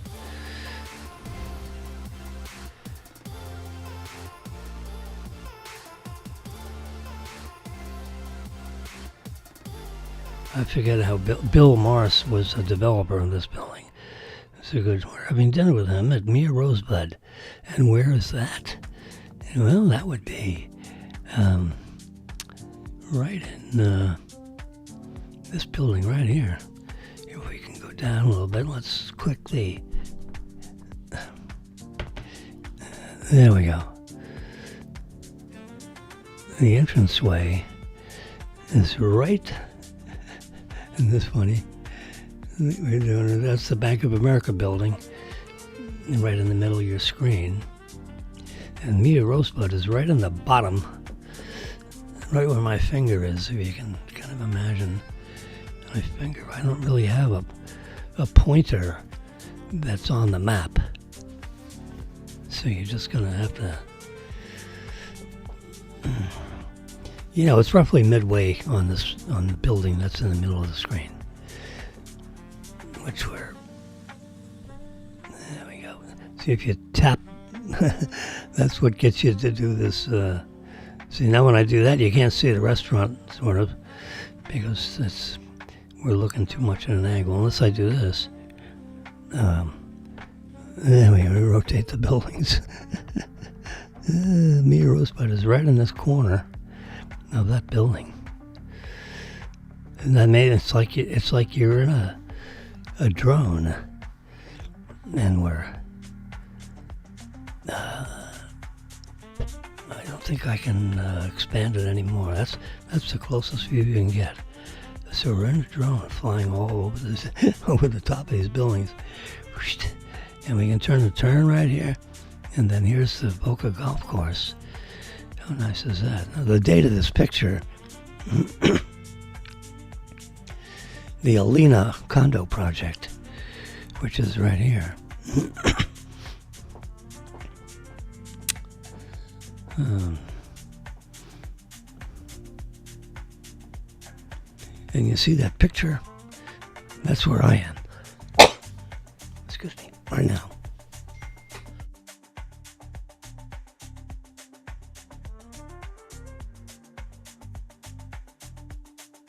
So that picture right there is where I am, speaking to you at this very moment. But my drone is overhead. And we're looking at the Boca Raton Golf Course. We're flying over it. Those Alina apartments are all built. It's all built, and this southern edge of that building is finishing. I don't know if it's occupied at all, but the first building, which is right there where we're flying over, right there, that's open. Everybody's in it, and so forth. Yep. And this one here it shows it, first to second level with the cement and everything. It's built. It's up. And the lights are on. But I don't think anyone's in this part yet.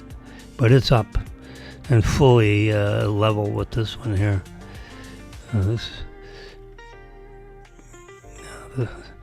So we're looking south. If you were to look at this, if you had a compass. In my view, there is a compass. Can I go full screen on this? Maybe show you the compass. Let's see if yeah. You look over in the top right, you can see.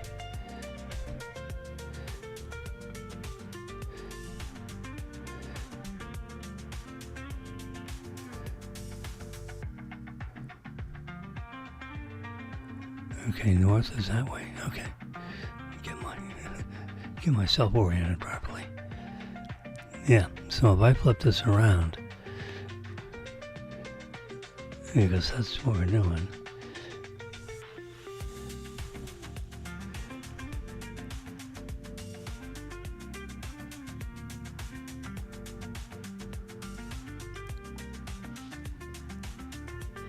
So now we're looking. Now south is up. Yeah. The compass is telling you what is up. There's an S there. That means south is the. And now we're looking west. And now we're looking south. And that little red part, that means that that would be the north setting of the compass if you were, if you wanted north up, I just touch that, and north is up. And this is east, and that's why there's an E in the middle of that black circle. And now we're going to look south, and I'm going to come over and fly over this golf course. This is the Boca Hotel golf course. It's very well, because of the sun, the angle of the sun,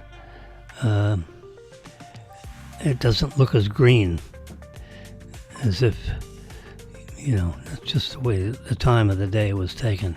It is a beautiful green area, I can tell you that.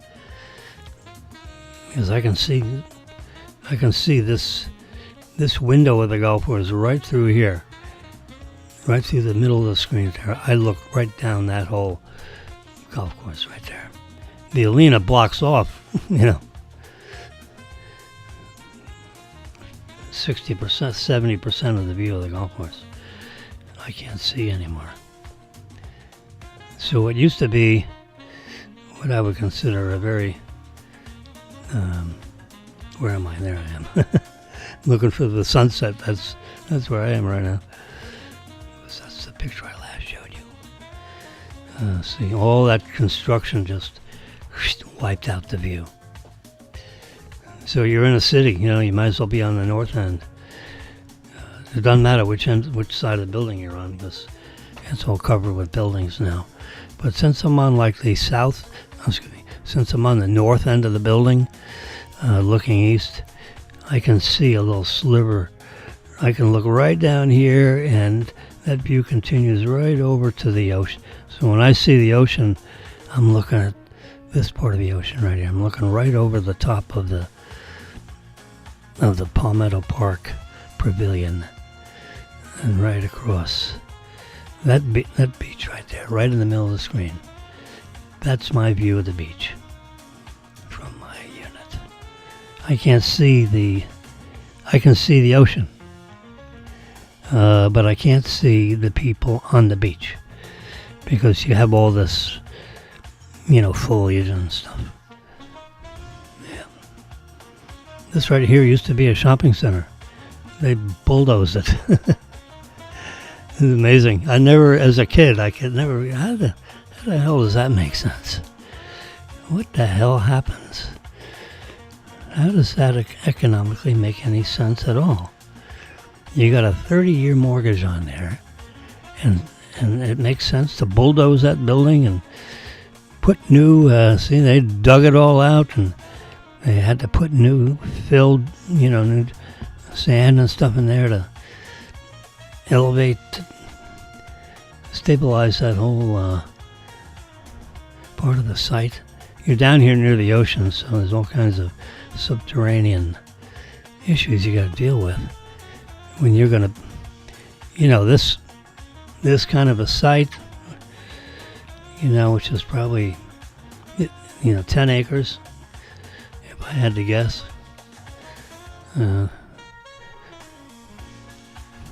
I used to be in the shopping center business as a partner. And I had a site that was about this size. It was not quite that skinny. It was a little bit fatter. It was a rectangle, but it was a little closer to the square dimension.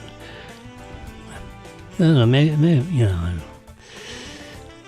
if you included the street, A1A, if you took this side and went on the other side of the street, that would be the shape of a foot. So this is probably a 10-acre site, if I had to guess. One block, that's about the size of 110,000 square foot shopping center with a 55,000 square foot Publix. Bam! Right in the middle of that sucker. Yeah, it was Publix's first 55,000 square foot. It was store number 300 in Tampa. We lived in Tampa 10 years. Boy, did I love Tampa. Whew. We had a lot of good memories in Tampa. Lots of friends. A lot of business. Oh my God. That was the most exciting business. It was like a city. Boca Raton it's like a tourist city. Tampa was, you had a SAC command base, you had a major university, Boca, FAU is a major 30,000 student university, but 3/4 of it is commuter students. So you don't have that big on-campus, unity kind of a thing. So you got all these commuters, they come and go, and they don't give a crap about what goes on with football stadium and all that. It's a little different. So when you have more than half the student body that comes and goes and doesn't care about, it doesn't live there, living in the university is different than commuting to the school. So they need that was a mistake, I think. They let them say, it was a pardon the expression, but it was first starting, that was a cheap way of getting students, because they wouldn't have to, the students wouldn't have to pay for, on-campus housing, and on-campus food service and, all the services, streets, water, sewer, the whole thing that's involved with the city when you live in a city or when you live in a university, which is like a miniature city within the city. I went to school at Union College. The whole place was, a city within the city. We lived on campus. We studied on campus. Everything was all unified inside the walls of the school. It wasn't walled in. I don't mean that. The streets and so forth. We want to fly over to university. I'm on the faculty of FAU, for God's sakes. Yeah, since 2003. So I've been, I'm still adjunct faculty at FAU. I don't teach there anymore because I'm frickin' 80. And I'm teaching digital photography, and now I did that, 22 years ago. Digital photography was pretty exotic stuff, and people wanted to learn about it. Now everyone knows everything about it, and my services aren't needed. So the hell with them. No, if I could get my class advertised, I wrote a book. It's a great book. It's published by Pearson Education. They're the biggest educational publisher in the world. The most prestigious. It's kind of like if you will, I wouldn't call it the Rolls Royce. It may be the Rolls Royce of, because it is so good and so big. Let's just say it's the Mercedes-Benz of publishers. It's not the Okefenokee Press. We're looking here at I'm circling around the Boca Hotel and Club. That is the grounds, and you can see it goes all the way up around all these condominium projects right up until Palmetto Brook Road. All of this stuff, has access and membership rights to if they chose to, to be part of the Boca Hotel. But they can walk down here or ride their golf cart down here and use the facilities and pay. If you wanted to go swim around in the pool, I don't know if you'd have to pay. You'd have to pay for a slip. They got some big boat slips. Look at that yacht. That's a big one. That's got a boat tied up to a boat. That'd be a big boat. We're talking $20 million for the boat. Whew. So, living in any one of these things, right on Lake Boca, that would be, we had someone that lived in one of these units. They sold one of these units. They're right in here. And they moved into this building where we're living right here. I believe they moved into our building. Because they sold it and they got the cash. They were in their 80s and they figured, well, I got the cash and it's in the accounts, and that way when we drop dead, our children and grandchildren will be able to get the money and don't have to get to the account. They should have stayed where they were. My opinion is. Now we're in this thing, nice, beautiful apartment, and I'd rather buy a three-bedroom condo right now, if we could make it work, so we could retire on it. Marilyn's still working, actually. I married someone almost 8 years younger than I, so she's just turned 70, like 2. So she's ready to stop next year. I think we had a big team meeting. And she wants to, or at least announce her retirement, so maybe she goes 6 months after she retires, after she tells them. She's well liked in there, so, and she's, relatively high paid. Here we are. That's the rooftop of the building we're in. So I'm talking about buying a condo in here. In this building, right? Nobody moved from that building. This is condo. Don't have to worry about rents going up. Now I have the common area fees, that are probably $1,000 a month or more. So you pay $1,500 a month for that, and then you pay, another, $1,000 a month for the taxes. So you're $2,500 a month for the common area maintenance and the taxes. So $2,500 a month, and that's what the cost of money being zero, which it's not. That's if you got, the $700,000 to buy the condo. That's the problem with trying to own something.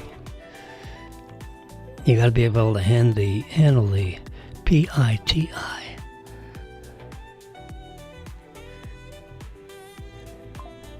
So that's my view from my condo right there.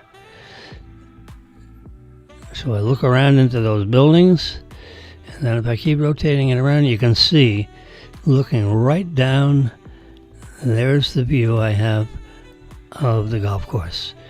Right, just about like that. And if I flatten this, I can't flatten it out anymore. That's about, but I'm looking right here, see?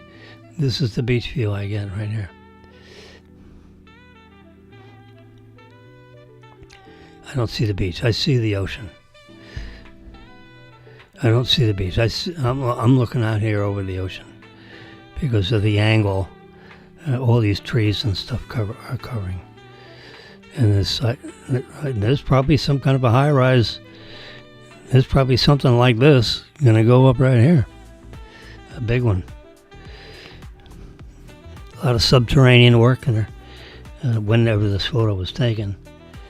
It's probably a year and a half ago, knowing the construction of the Alina, which is right. We're flying west right now. That condo's up already, that one right there. That condo's up. I'm looking at stuff that obstructs my view, in a sense. See, here's a nice one on right on the Intercoastal Waterway right there. This is a nice one.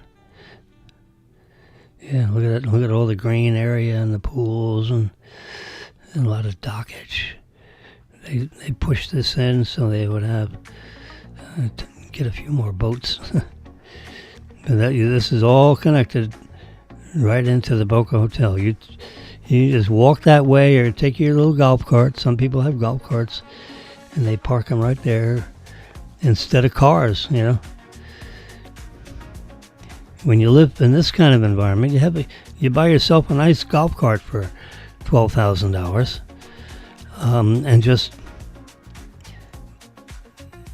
and just drive it around in this private community.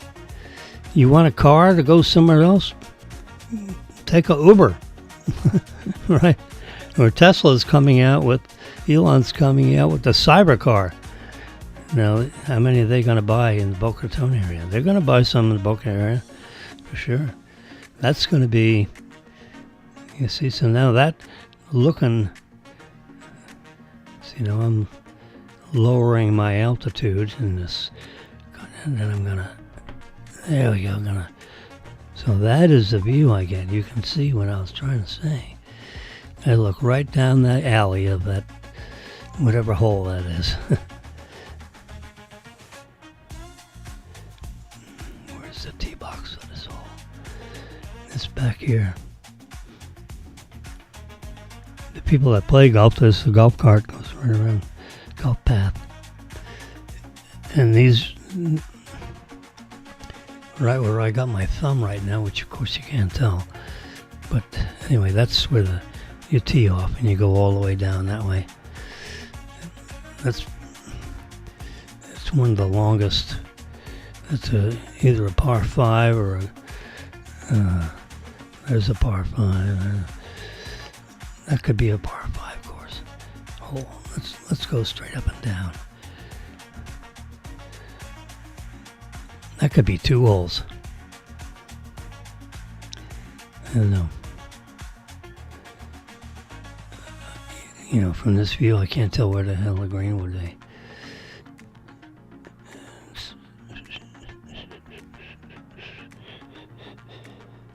You know, when you get up high and you get this kind of exposure with the photography. Now we're a helicopter spinning around. That is the view I get. Right there, I gotta zoom in a little tighter, and then go up like that. There we go. There you go. So now you can see the beach. You can see it right there on the top of the screen. So my view of the beach, I gotta rotate around a little bit more. There you go. You can see the beach. In between that really high-rise one, which goes up about 20 stories. And, yeah. So I don't see the beach, but I see the ocean. Between the buildings, no high-rise cutting off. I look right down that way to see the ocean. That's because I'm pulling back a little bit. There we can see more of the ocean view. There we go, right there. That's my view. And of course I turn this way and I look between the buildings, and what do I see? The Boca Hotel. It's right lined up between these 2 buildings. The common area between the Alina buildings gives me a shot, a clear shot right there of the, come on, there we go, the Boca Hotel. Interesting. Yeah. And Google Maps is just tremendous. Anyway, so you got a little guided tour. There's the building looking like at the back of the building. These entryways. That's an entryway to the garage right there.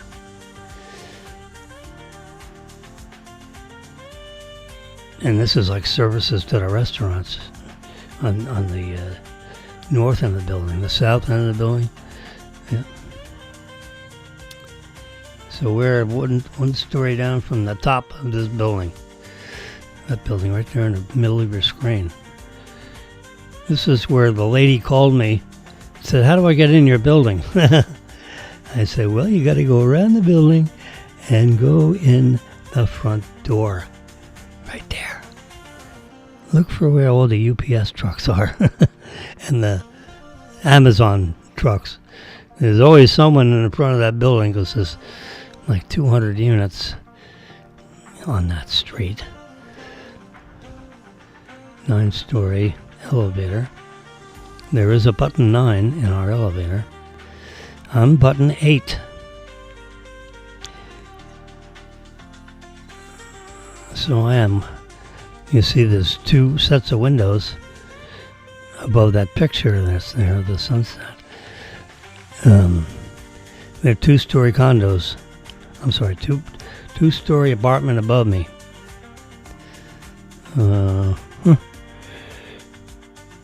Yeah, and I'm the first balcony, second balcony. So I'm the second balcony from the north end of that building. Underneath the ninth, it's like the 9th floor because it's like a 2-story apartment. So you get in on the 9th and you crawl up to the 10th. So you got a stair to get to the top of. There's no elevator to the 10. These are 2-story. I don't like them. I've seen them as they vacated because we were moving around. We used to be inside. We were on the 8th floor, but on the corner unit here, and that would have been our balcony view, and we were looking south and south, directly across the whole common area thing, which was nice. Yeah. This unit was a little bit, had a nice big double glass windows right looking east, because that building wasn't there. I mean, you see the whole Boca Raton golf course thing. That was like a 2-story townhouse project in front of this whole thing. And they tore them all down and built this thing and ruined the views of the building I'm in. And the rents are high, Whew. Yeah. So we're looking to try to...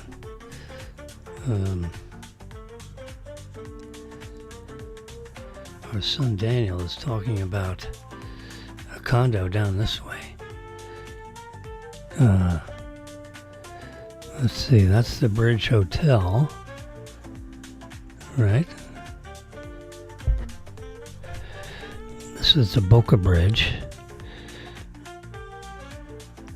And this is the Boca Waterway to get... Oh, here it is. That's the Bridge Hotel. So he's talking about going down A1A, right down in this area. You can buy some of these units in here. Zeroing in a little tighter. On the east side of A1A. Talk about it. So you can look west, you look south in these buildings. He's got a friend that owns one of these in here.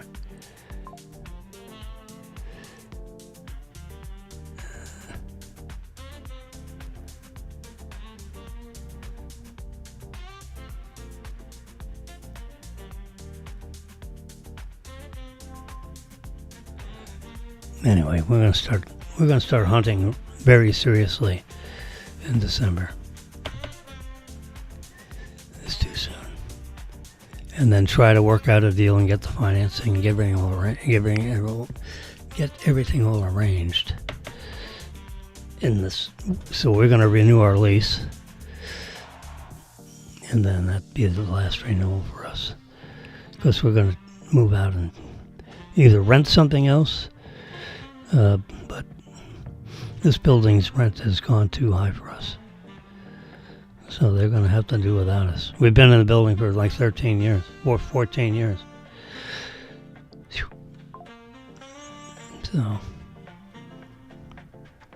So here's where I am. I'm going to come back. There's like a sandbar. You can see the ocean. So we're in this building. I'm coming down.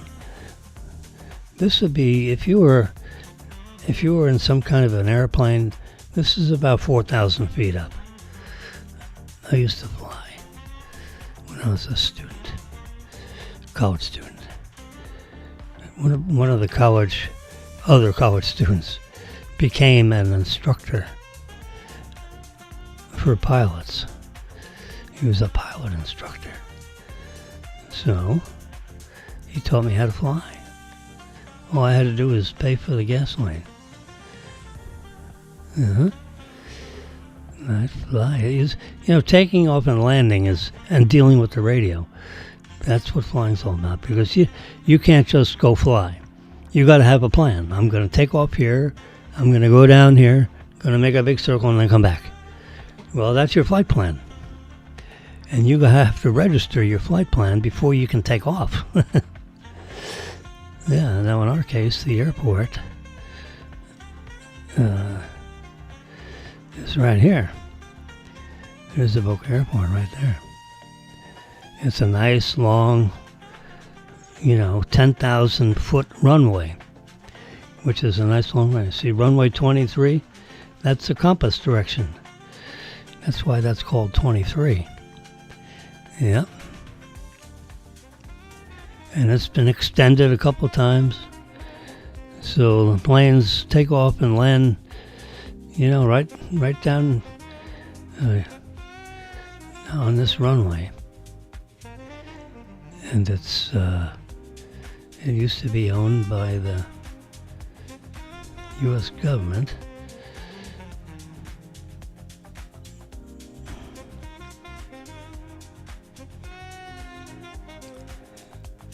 There's a sewer treatment plant, which, depending on which way the wind is blowing, can get a little odoriferous. And right this corner right here, this is the FAU campus right here. Yeah. That is it. And I would teach in these buildings right down here. Yeah.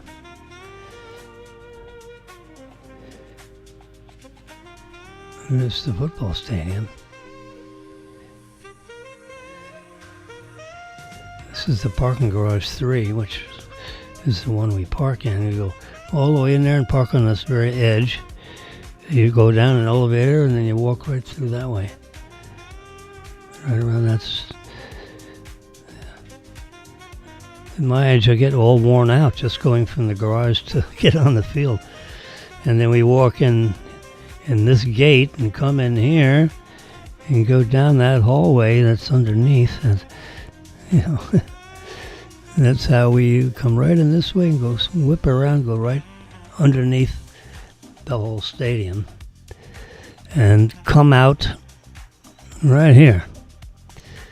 You got tunnels and stuff. We come over, there's gates right here to get on field. And, you know, I park basically between the 15-yard line. You can see 10 and 15. Because that's where the dignitaries come out, and they come out on the field and get their picture taken for some reason. So that's the stadium. That is the view of the stadium with nobody in it. Because it's whenever this photo was taken. It looks like it's complete. See, this end zone isn't quite... You got some corners that are open still. This is like 32,000 foot... Excuse me, 32,000 person stadium. I financed Joe Robbie Stadium. How about that? My signature's on some of the financing papers of that sucker.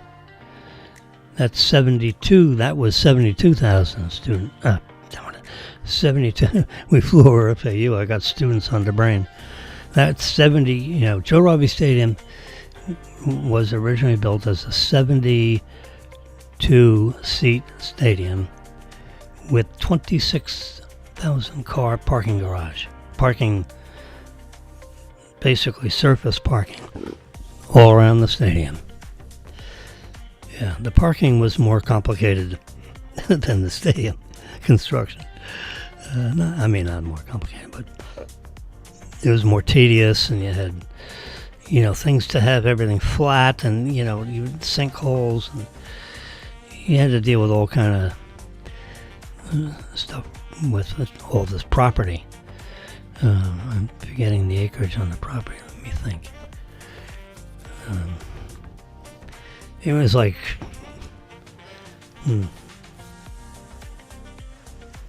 400 acres, 350 acres, pretty good sized piece of property because of all the ground parking, you know. It was probably, yeah, see, this stadium's 32,000 seats. Joe Robbie was bigger, and it had 2 levels of thing. So that's how you get the 72,000. You have a couple extra layers. It surrounded the stadium about the same geography of the way this stadium is built. So, but you have 2 layers of seating. There's the press box. See, with a 72,000, this press box thing, that would go all the way around. And then there'd be people that would buy boxes. and people used to pay. Boca Bank paid, which I had basically the keys to the door of the box, the private box, and it was right. It was right on the 40-yard line, and it was a great box. Wow. Cost them $40,000 for the box, cash. And then, which Boca Bank paid $40,000. They shared it with a law firm, so we paid $20 each. The bank did. I was in the bank, and then it would cost you. There were 16 seats. It was a 16-seat box, which was about the width of one of these sections of seating here. You can see where the traffic line is, so that people can walk up and down the bleachers. And so that dimension was the width of a 16. If you count the number of seats, and that's about 16. That's maybe 20 seats. So our box was considered a 16-seat box. And I was in charge of the, the bank owned half of it, and the law firm owned half of it. And Arthur Bellis, the chairman of the bank, said, "Jimmy, you're in charge of the box." When they hired me, no one else wanted to deal with it, so I dealt with it. I said, "I'll take care of it." So, and then just you gotta make sure everyone uses the box. Now we only had to deal with 8 seats. But the law firm would call me up and say, "Hey Jimmy, we're only using 4 seats. So if you want the other 8 seats, we'll get the tickets over to you."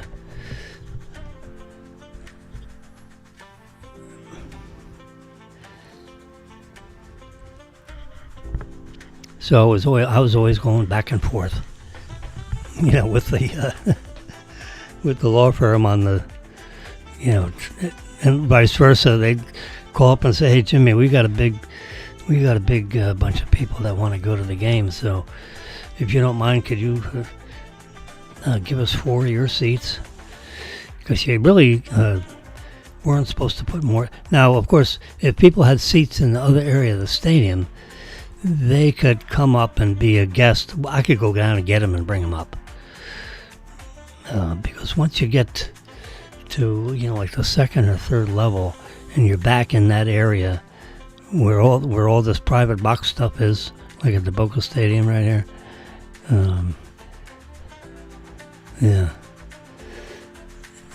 Then you have access to the whole rest of the elevators and everything. They make sure that the people that have stadium seating, they can't get, into the private box area and all the other areas of the private box. Once you get in that little club. Now, Merrill and I used to run around the stadium with press passes. So that way let me show you. I'll get one.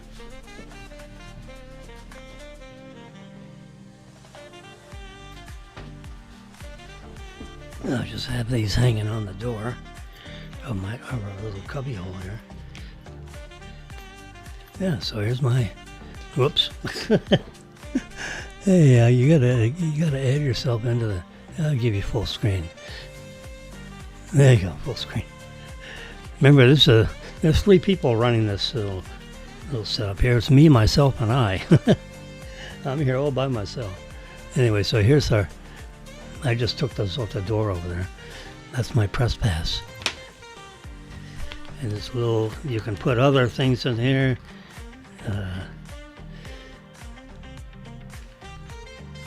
There's a time when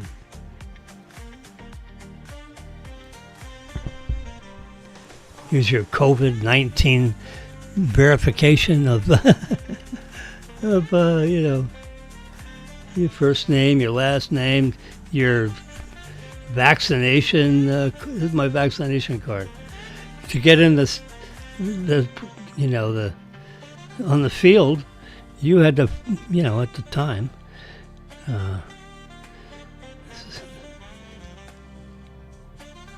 Is there a date on here anywhere?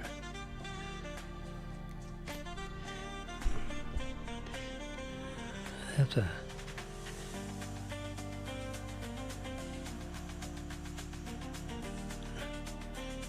2021, yeah. That was 4 years ago when you had all this COVID crap. Yeah. Here's my CDC, Center of Disease Control, COVID vaccination record card. I mean, that was in the back here, in the packet. I had it on this side, so, that was and on this side was the the COVID-19. That's like a historical, I keep that as a souvenir, right? I drop dead. I hope they don't throw this shit away. That's the original press credential card that I had. And this I'm kind of like proud of. I'll take this out. This card here. This pass is non-transferable, revocable license. There you go. Written on the back of this.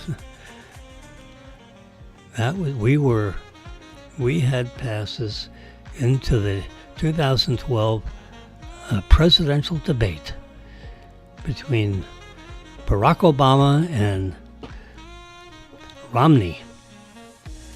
Yeah. For the Observer News. That was a media pass. The P and the MC. That's the best pass you can get. We were right there with Fox News and all that. It is great. I mean, the Observer, and he was a great character. The guy that owned the Observer, we took pictures for him for a long time. Let's see, there's my debate credentials, 2012. I mean, that was funny. You talk about the media center. See, and here's Marilyn's. And she has her. It's 11:45. So this is her press pass, right there. I lifted these photos, not physically, but I took the pictures that we used for our passport. I used on our media. Why not? Is that way the picture would always be consistent. All right, hang these back up on the door. There we go. Yep, they hang on the door on the inside of the door to the den. We're in the den. I've converted my portion of the den to a little tiny studio set up here. You can see the time over there. There we go, time clock.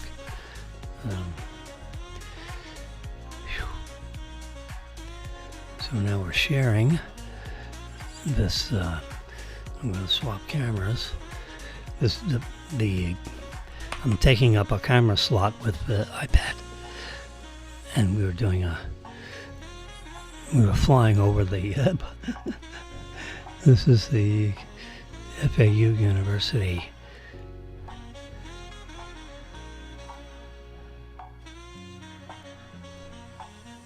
See, now we're looking right down the sidewalk because this is right here. That's garage number 3. That's the key parking place. So not only do you get your press pass, which, there's another credential that the FAU media people give you, if you can get one.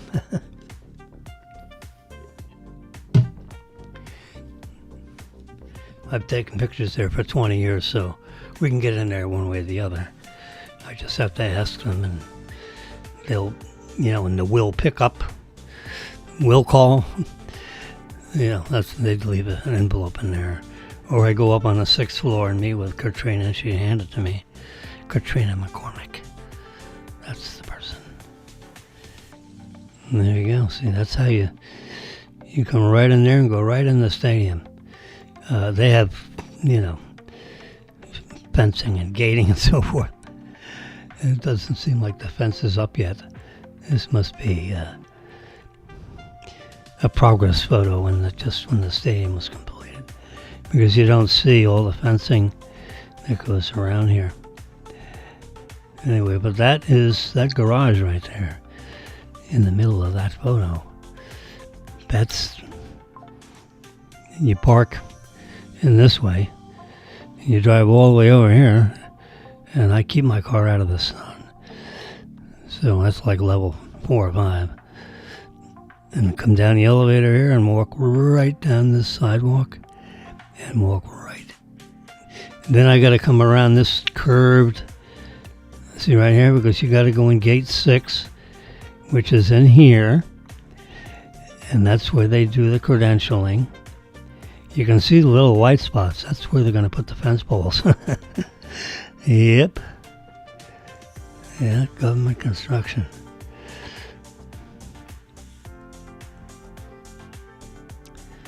This whole area, there's another building here now. This looks like it's like a tomato field, which it isn't. Wonder what all those stripes are. It's almost like irrigation or something. But anyway, that's all. This is all buildings now. Before this shot was taken. This Google Maps, it's not. They attach all the imaging, but all these photos weren't taken at the same time, right? Takes some time to assemble all this imaging. Here I am. I can zero in where I am. It's that picture of the sunrise right there.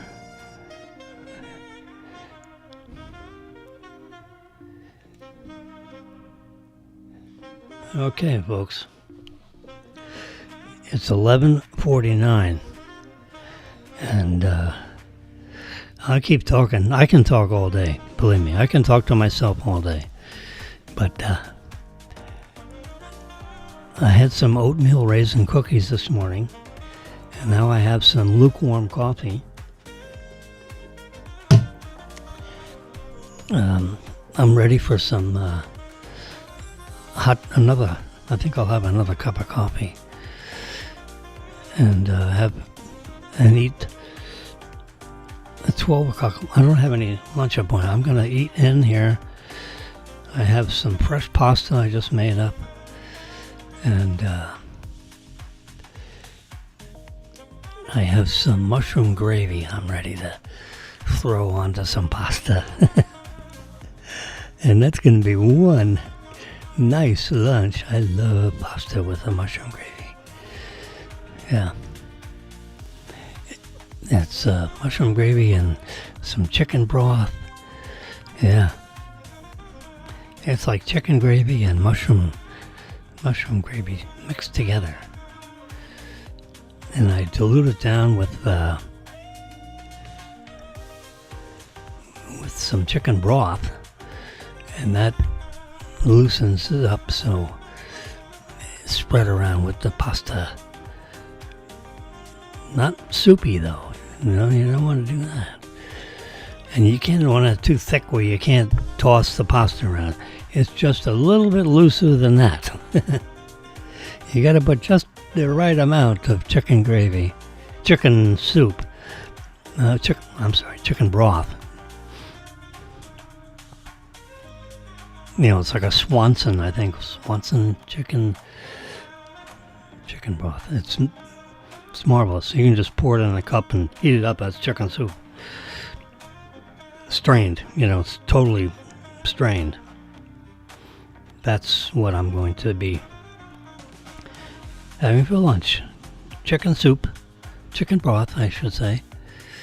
No chicken. Just it's like you took a chicken and you threw it in a pot, and you cleaned it really good. Hosed it down in the sink, and you throw it in, a 2-gallon pot, and then you fill it up with 1.5 gallons of, I would put distilled water in it. Some people use purified water, which is, Bubka's, it's sewer water. That's, distilled is water, There ain't nothing in it but water. H2O. It is sterile, and there's nothing else in it. There's no dissolved minerals. There's no heavy metals. It is just pure water. Pure. This purified Bubkas. That's not pure water. That's glorified city water. You might as well take that out of the tap. And we don't drink tap water. We don't use tap water ice cubes. I've turned off the ice maker. I have 2 countertop ice makers that make our ice, and the only thing that goes in those things is distilled water. So I have a distilled water delivery. I got like 15 gallons of distilled and gallon jugs of distilled water delivery every 20th of every month. Matter of fact, I should be getting a delivery any day now. There I am. All right, sports fans. Let's get rid of this view of this flipboard. I just got into Harvard, and my grandparents are cussing me out.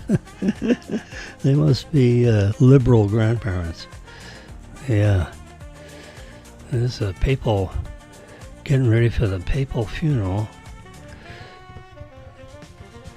This new airline is deciding to take their first serious, you're looking at a slideshow on the left side here.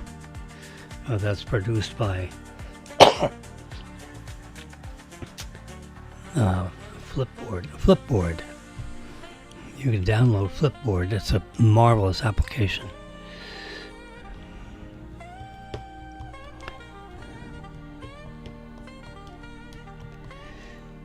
Joe Rogan has, he's got to sit down with Trump and have another interview, and he needs to interview some more of the Trump people. So I'm going to read this story about so you can flip now, and you can touch this panel right here, and then you see all the articles.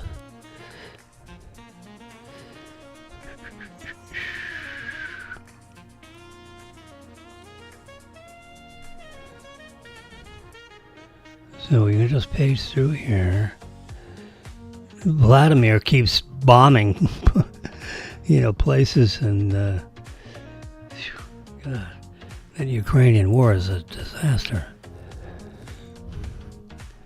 So he's basically told Putin, you better slow it down, buddy, because you're just destroying another country. He don't care. He wants the geography. It was taken away from him in World War II, and he wants it back. And since we had a weak president, he went after about 1.5 years, he went after Ukraine. And he's bombing the hell out of it. And there's about, according to media sources, there's about 700,000 dead Ukrainians and about 700,000 dead Russian soldiers. Between the two, there's about 1.5 million young people that have been slaughtered by each other, and it's just slaughter after slaughter. In other words, Vladimir just didn't show up there, and the Ukrainians just gave up. It wasn't that kind of a thing. The Ukrainians, fought back big time for, going on 3 years now, I think. Yeah.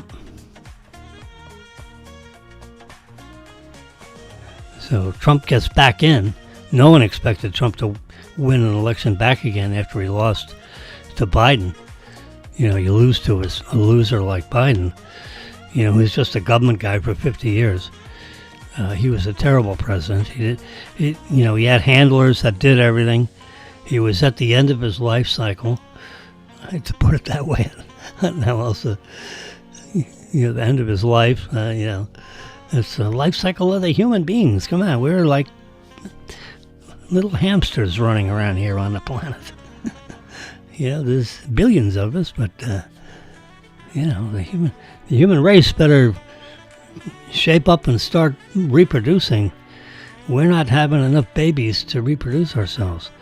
So in 10, 20, 30, 50, 100 years, our race will start to, shrink. You have to be able to replace yourself. So you people, come on, ladies, it's baby time. Get your husbands to get naked and pull the plug and, let's get pregnant, for God's sakes.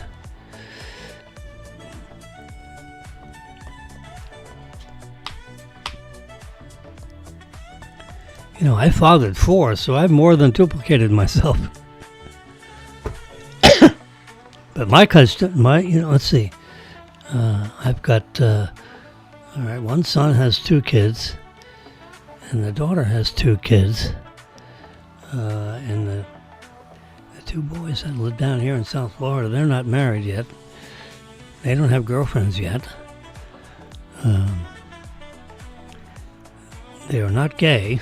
They just, they're in their 30s, and they just, this whole thought of marriage is not really, no one, I don't think, when they were younger, like when they were in high school, they had some really good girlfriend connections, that were more than just 2 dates.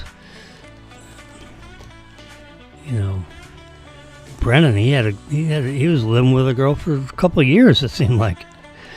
She was living in our house, and they're repainting the bathroom, and they had, a bedroom and a bathroom, and they were, like 2 little hamsters in there. Probably 6 months. Marilyn will have a better key on the time. Apple's trying to build more iPhones in India. And China, let's see what. And now he's promised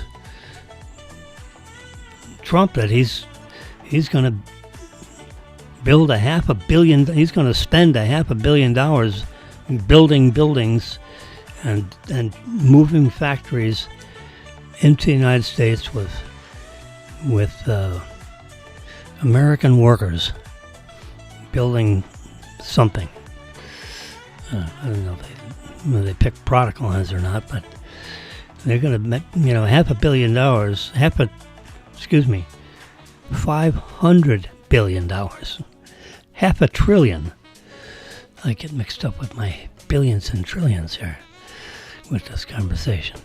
Yeah, he promised 500, he meaning the CEO of Apple, Tim Cook, is committed. They don't sign contracts. They just get on air and Trump has made mention of it, 100 times, that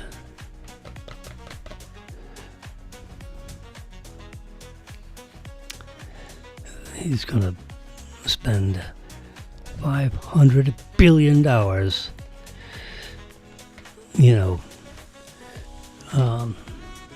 building buildings, training Americans, engineers, engineer stuff.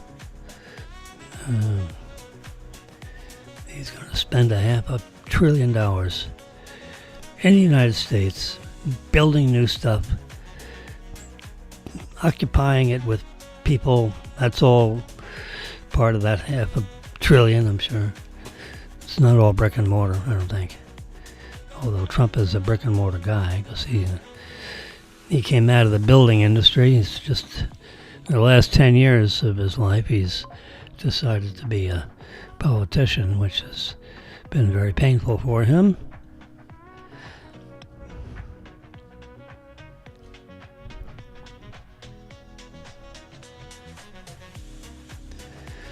You see that article down there, iPad power user secrets.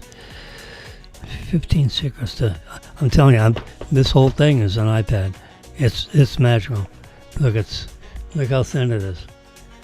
It's like 6 millimeters. I measured it one time. It magnetically sticks to this keyboard and then connects. It's not Bluetooth keyboard. It's electrically wired with 3 terminals that's sending a signal into the iPad, and my whole keyboard, and the Apple knows how to make. This is an Apple keyboard because it's made for this. It's like $300. They don't give them away. It's got a trackpad in there if you wanted to use it. I don't actually use too much trackpad because it's a touchscreen. I don't need to go down here. I don't know why I would go down there, actually. I can imagine why, but why would you when you have a touchscreen? Then you have, here's an article up in the corner, which you can't see. If I start to flip the page, there's an electronic page. It goes from one page to the other. There we go. I'm going to touch this one right here. This is a good story. This is a good story right here. Look at that. Which iPhone has the best camera? And they're comparing it. You see, this image. I'm going to save this image. Save the photos. They have that is a Canon. That's the back. I happen to own a camera like this, and I'm familiar with all the button placements. And that is the back of a Canon single lens reflex digital camera. I don't know if it's mirrorless or not. Let's see what they're doing. So I'm speed reading this with you. There's all the phones. iPhone, excellent still. The story about age. Now, what are they going to get into comparing it? There's a LiDAR scanner in there. Yeah, I have a LiDAR scanner. 5X. 15, yeah. Fax, Q&A.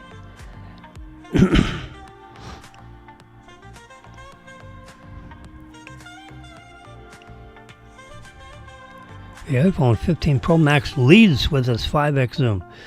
Well, I don't know when this article was written. I have a iPhone 16 Pro Max.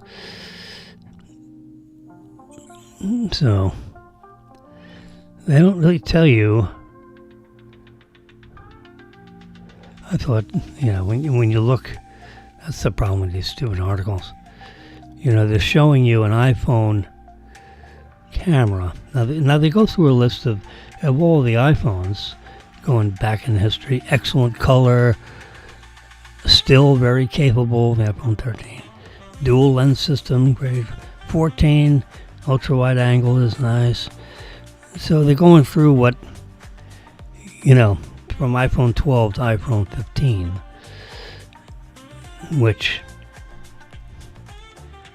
one would think that as you go up the product list from the number 10 coming back up to number 1, they didn't deal with any other brands. This is a comparison of all Canon, of all iPhone camera quality imaging. They're not changing to, the other manufacturers of the phones that we're walking around with.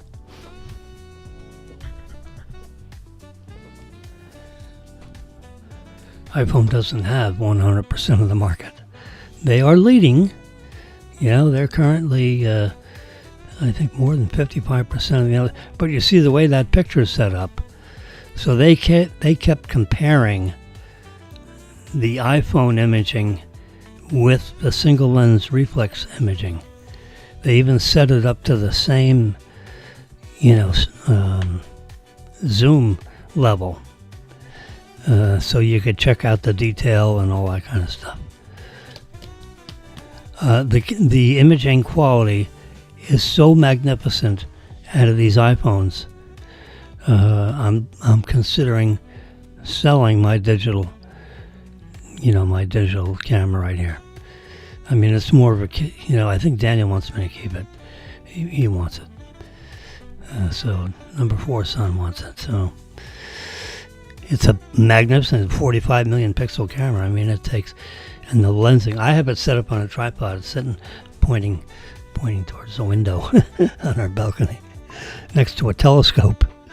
But the camera is like a telescope. I mean, it's unbelievable. And you can put a 10x zoom lens on there. Whew, oh my God.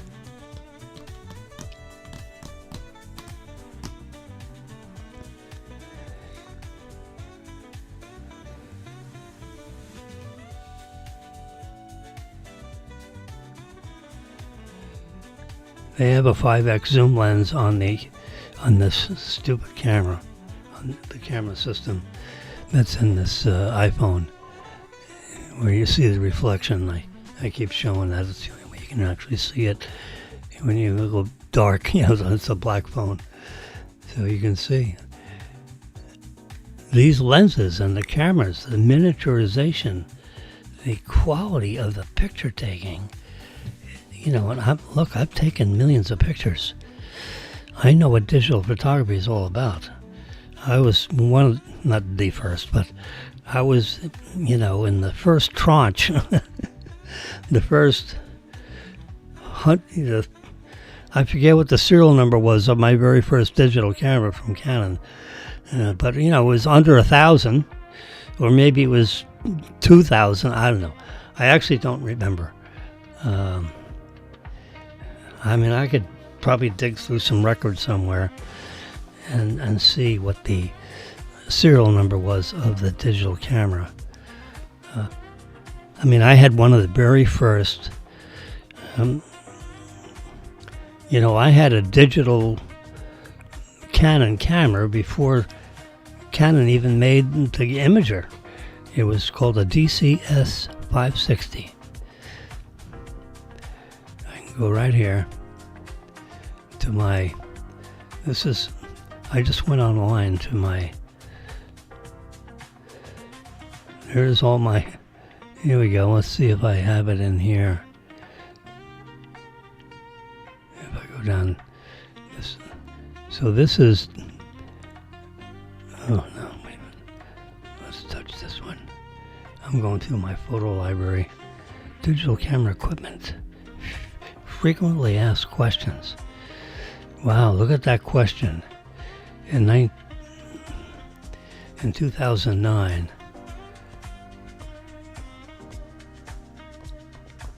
what devices are available that have XLR audio inputs for the Canon cameras? And I have a list of stuff. That's a great answer to that article. Beach Deck. I wonder if I touch that link right there, if it would go somewhere. Let's open it. Oh, look at that. Isn't that great?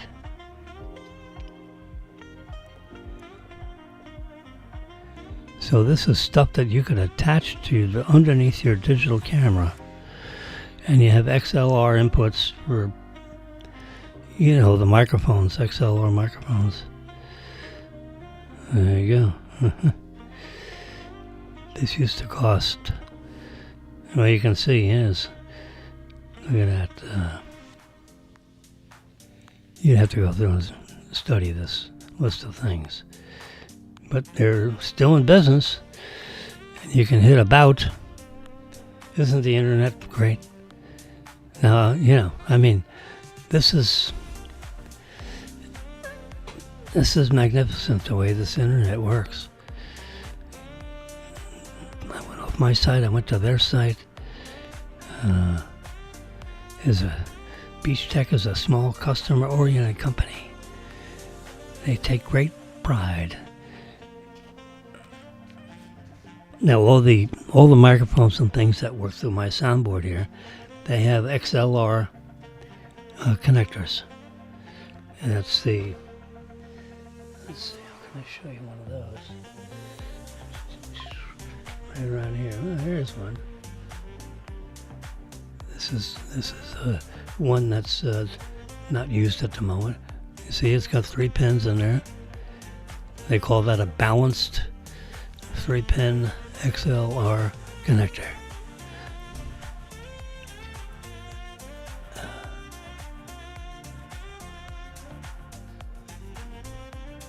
EBXYA.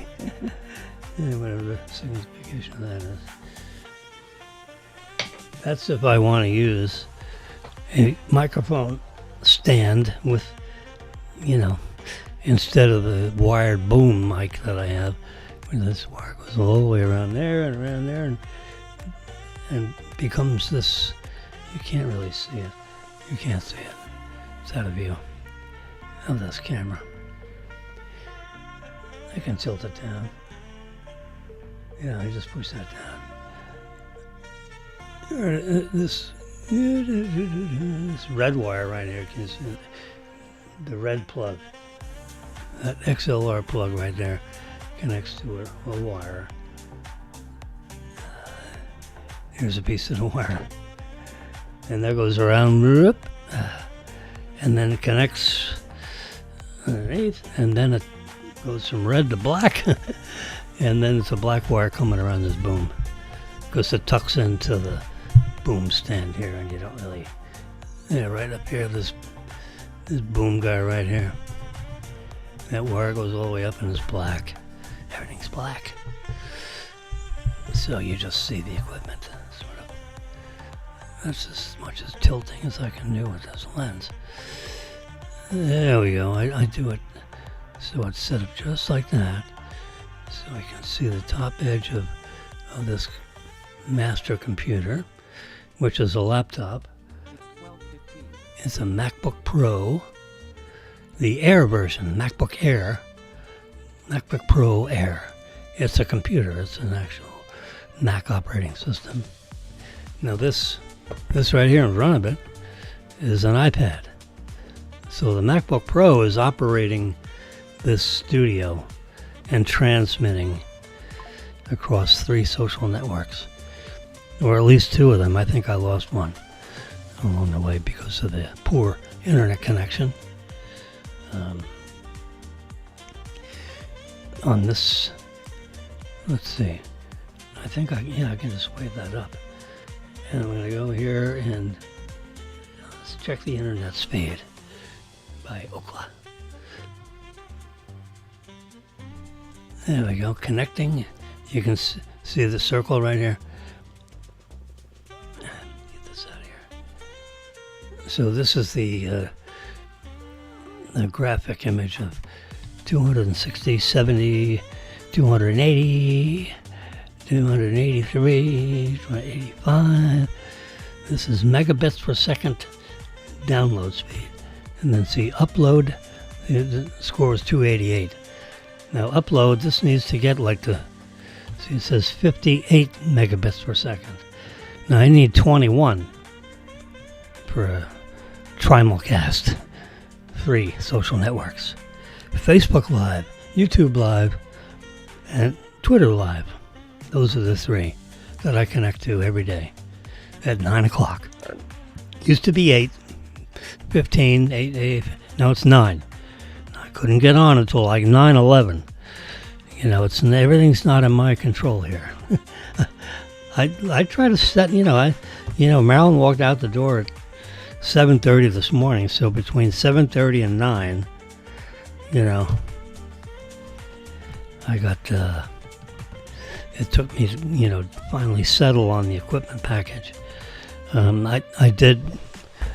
I will admit I got distracted with turning on and examining this Sennheiser transmitter package.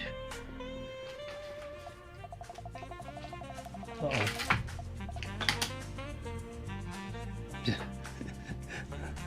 Thing plopped on my keyboard here.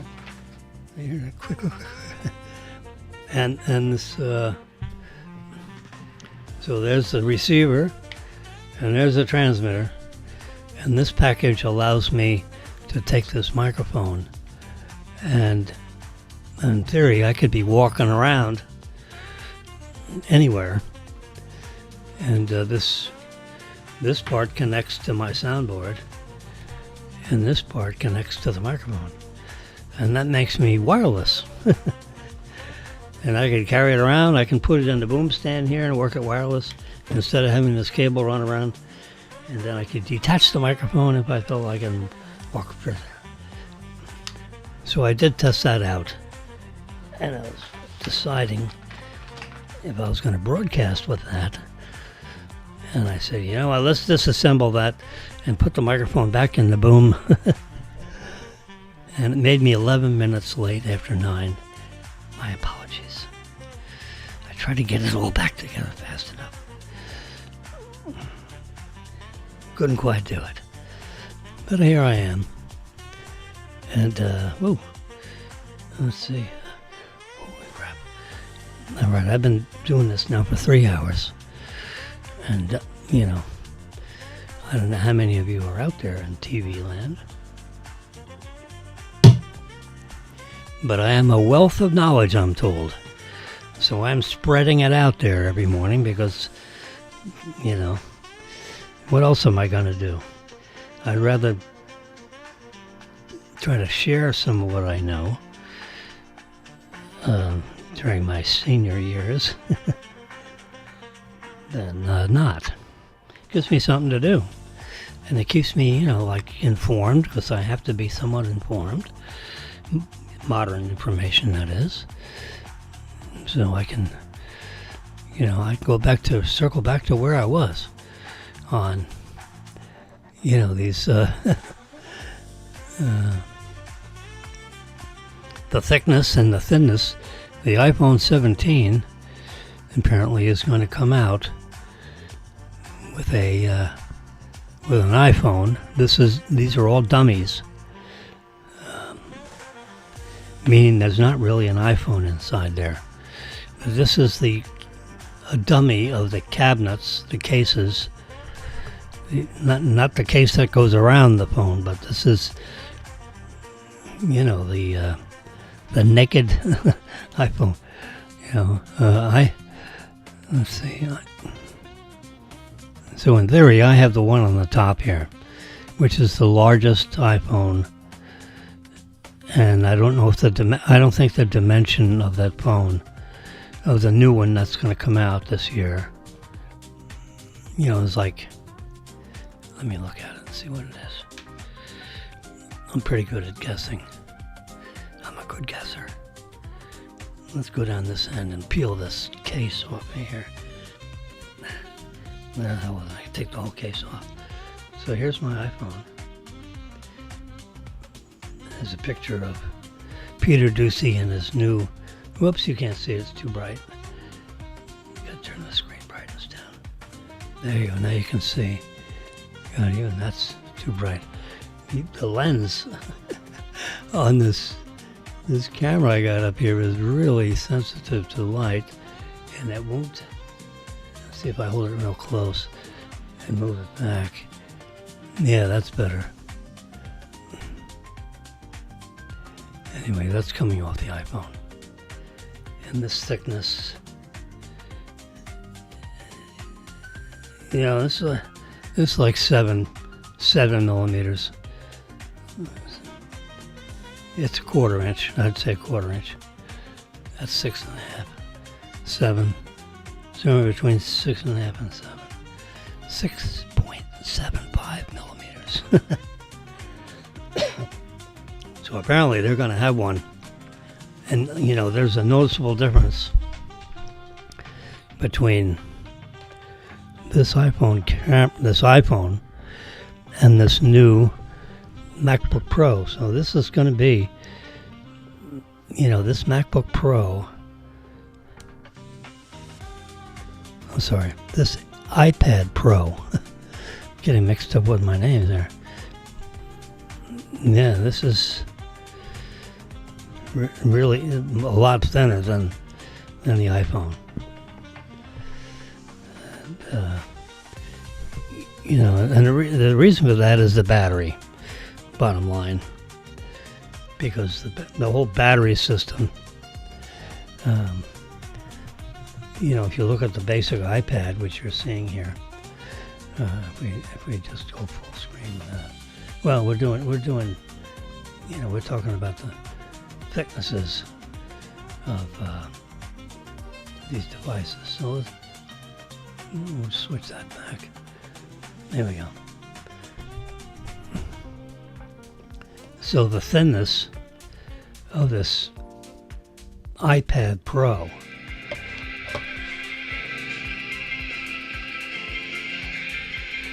we've exceeded the music of Epidemic. So now we're a New York rooftop. You can hear that different music. I think, what the hell's going on here? The Epidemic Sound Instrumental is a 3-hour, this music. Just the one, not album. Let's see if I can get back to there. Epidemic.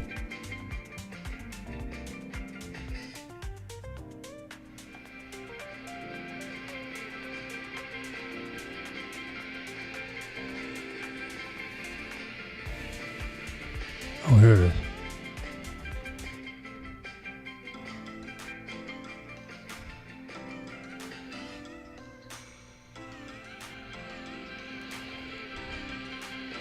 I got two. Seems like I got. Oh, here it is. I gotta pause that.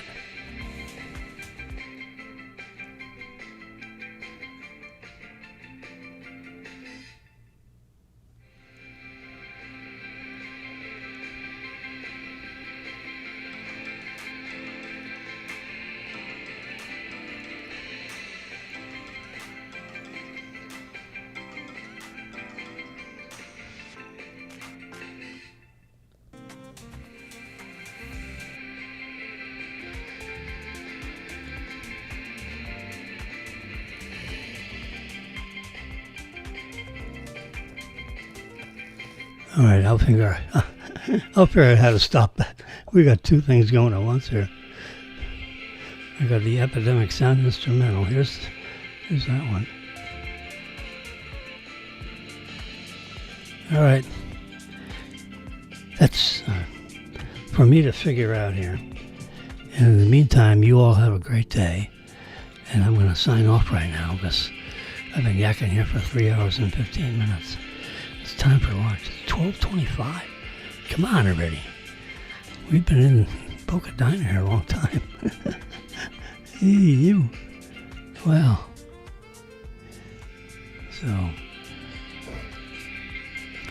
you have a great day. Now what I'm supposed to do, if I'm doing this right, is I have to go back to my photo album.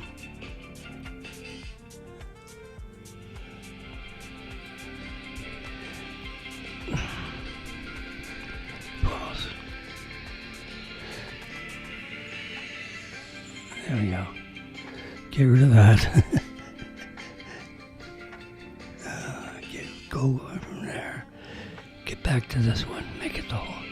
Then I make it full screen.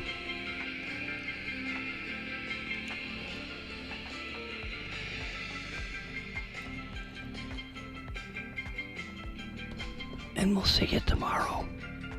I'm going to try to be on 9 sharp every morning, every weekday morning. and alternate Saturdays, and maybe Sunday. And Sunday may be an early show, because Marilyn likes to sleep in. And so I'll probably, 5 days a week. You can be here at 9 o'clock. I'm going to really try to be, Marilyn says I got to be on the ball.